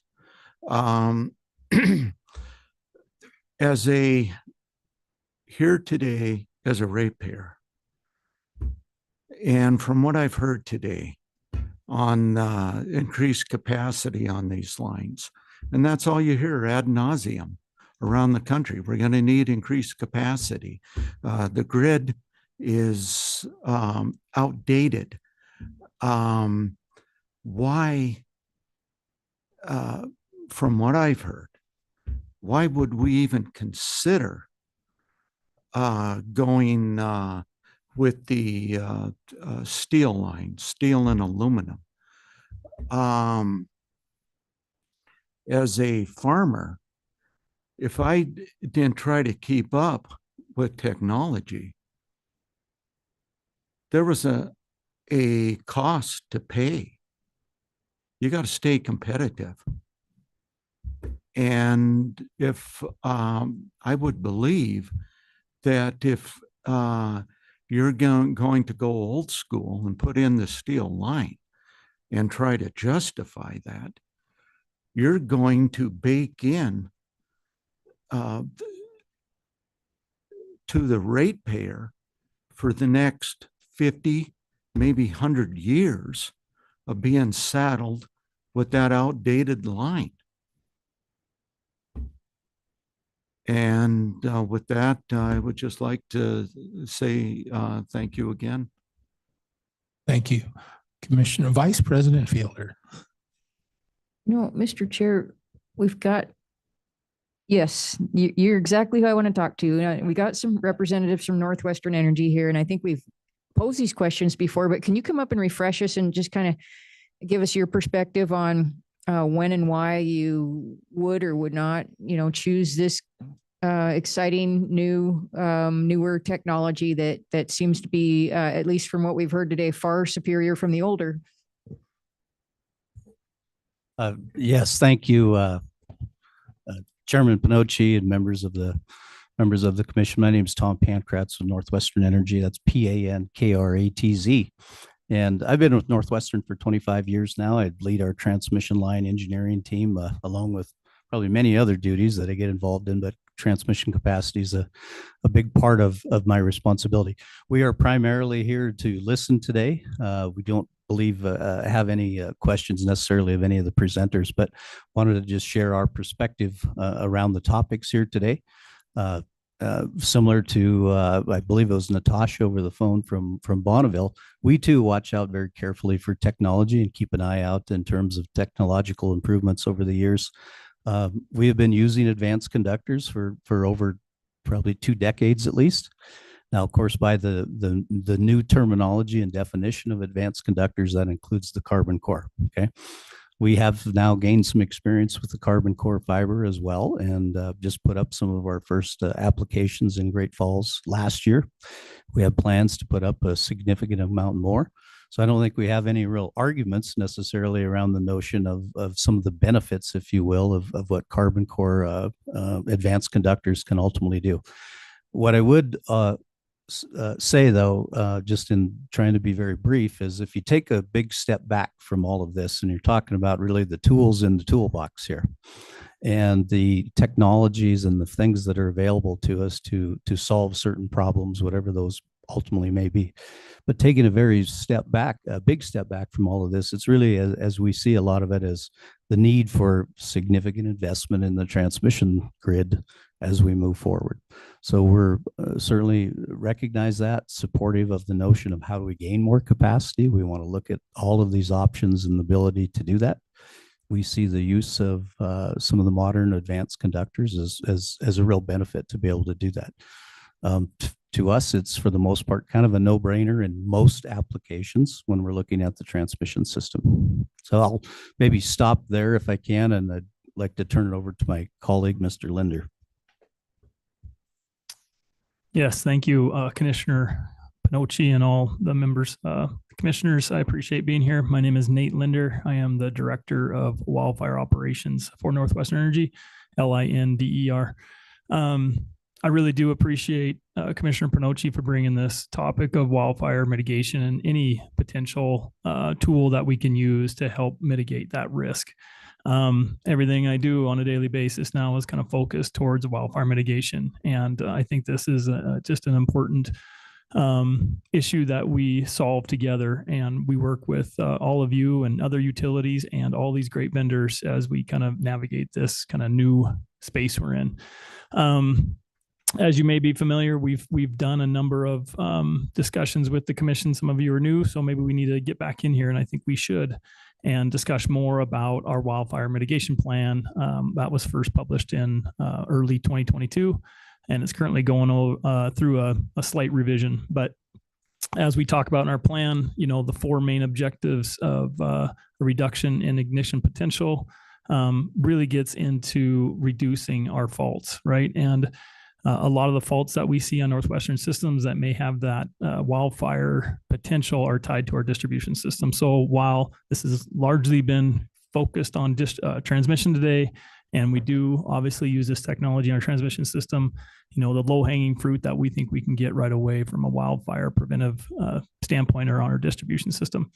Other parts of our wildfire mitigation plan, right? System and environmental monitoring, how we're operating our system in our environment, enriched or enhanced vegetation maintenance, and overall enriching our public communication and outreach. So that's kind of our objectives of our plan right off the get-go. Just thought I'd jump in there and provide that comment for you all. Thank you. I want you guys to stay right there. Mr. Townley, please, I need you to sit down in front of a mic. As Dave Townley sitting down, I want to tell people what I think I've learned over the years. Fires are caused not so much by transmission, but between transmission and the home. Also, line loss is greater between transmission and the home.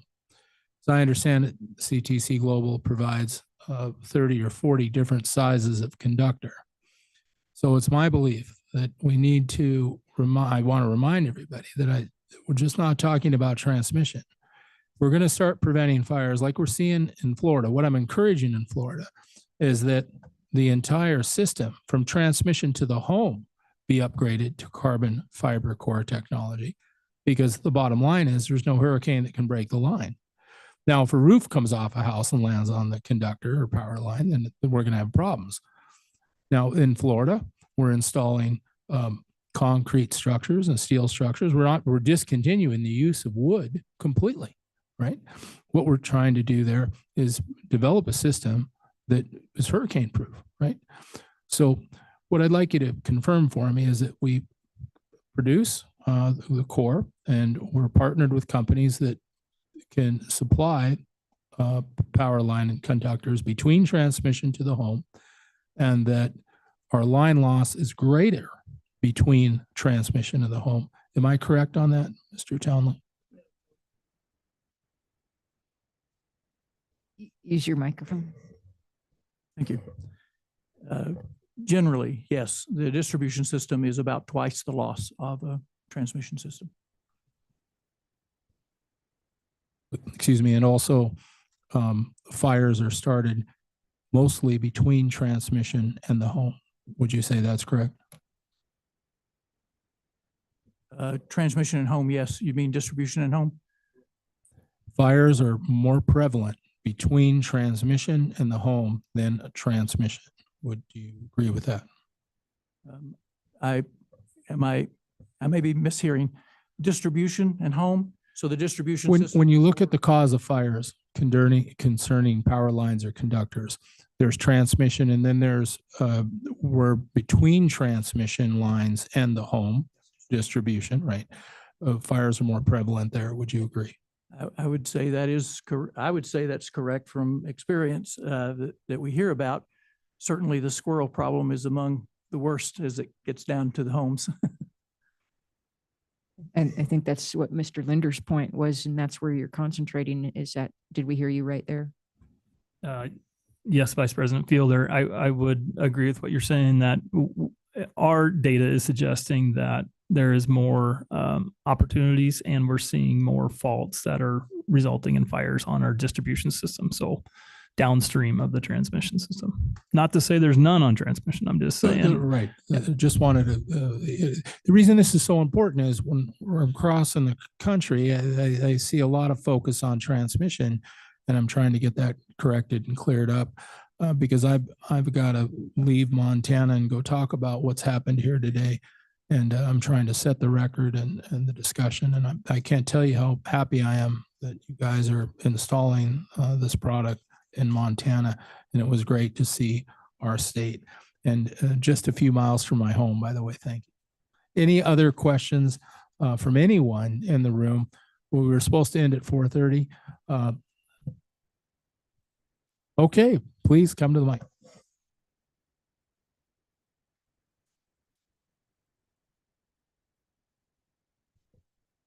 Lisa Bennett, Bennett from Carbon County.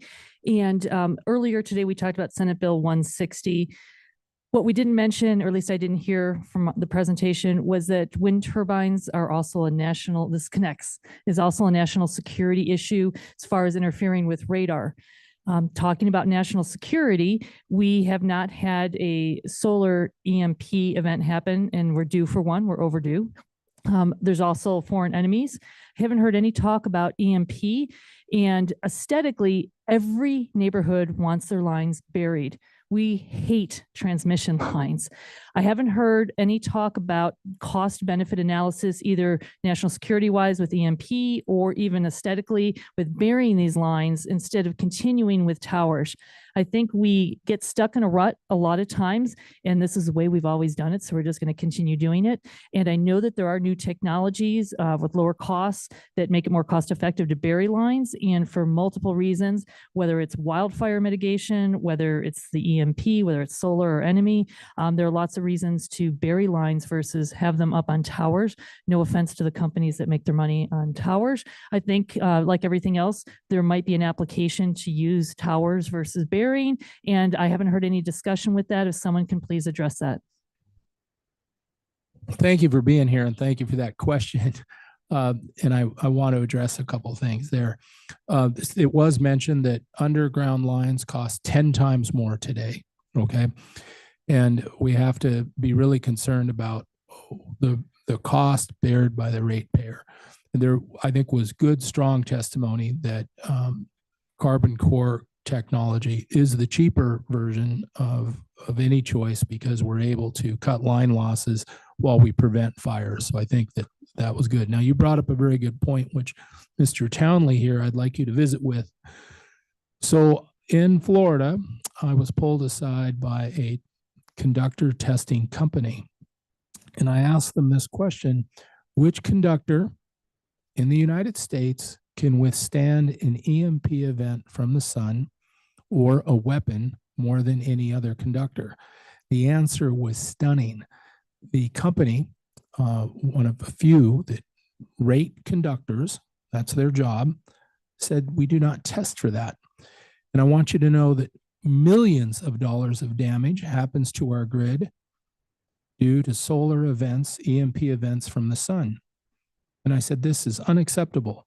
So I introduced the company to Mr. Townley, and I have asked that they start doing that testing to rate conductors based on an EMP event. And I really think it's important that we consider that with a military EMP event, because North Korea says they have the weapon and they're going to use it. And I've have a 4-star general who's come forward and said, Pinocci, I'm glad you did that, and we need to be focusing on that. So I want you to know, it's a good question. I'd like you to visit with Mr. Townley. And I believe you are Josh Butterfly. Is that correct? Thank you for making the trip today. I know I'm running over time, but I really appreciate when people show up. Please tell me what your question may be. Josh Butterfly, Butterfly. I'm actually here. I've actually watched, squirrels where they exploded on the lines when they're running. And but one of the things is we have the utility company here.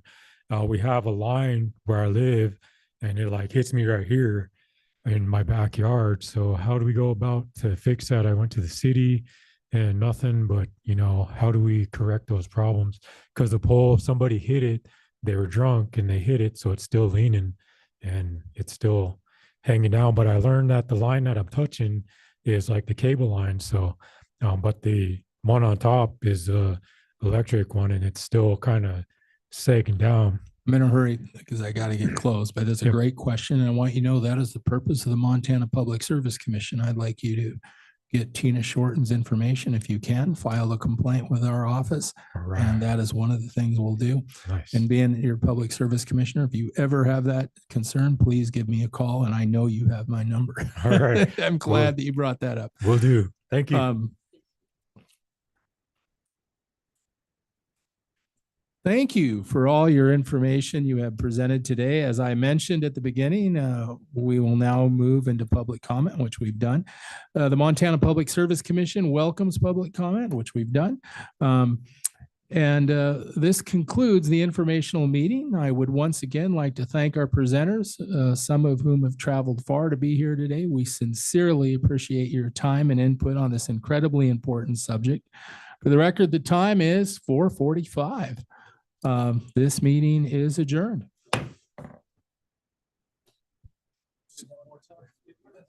Staff has to close down, so if you do your chatting out in front.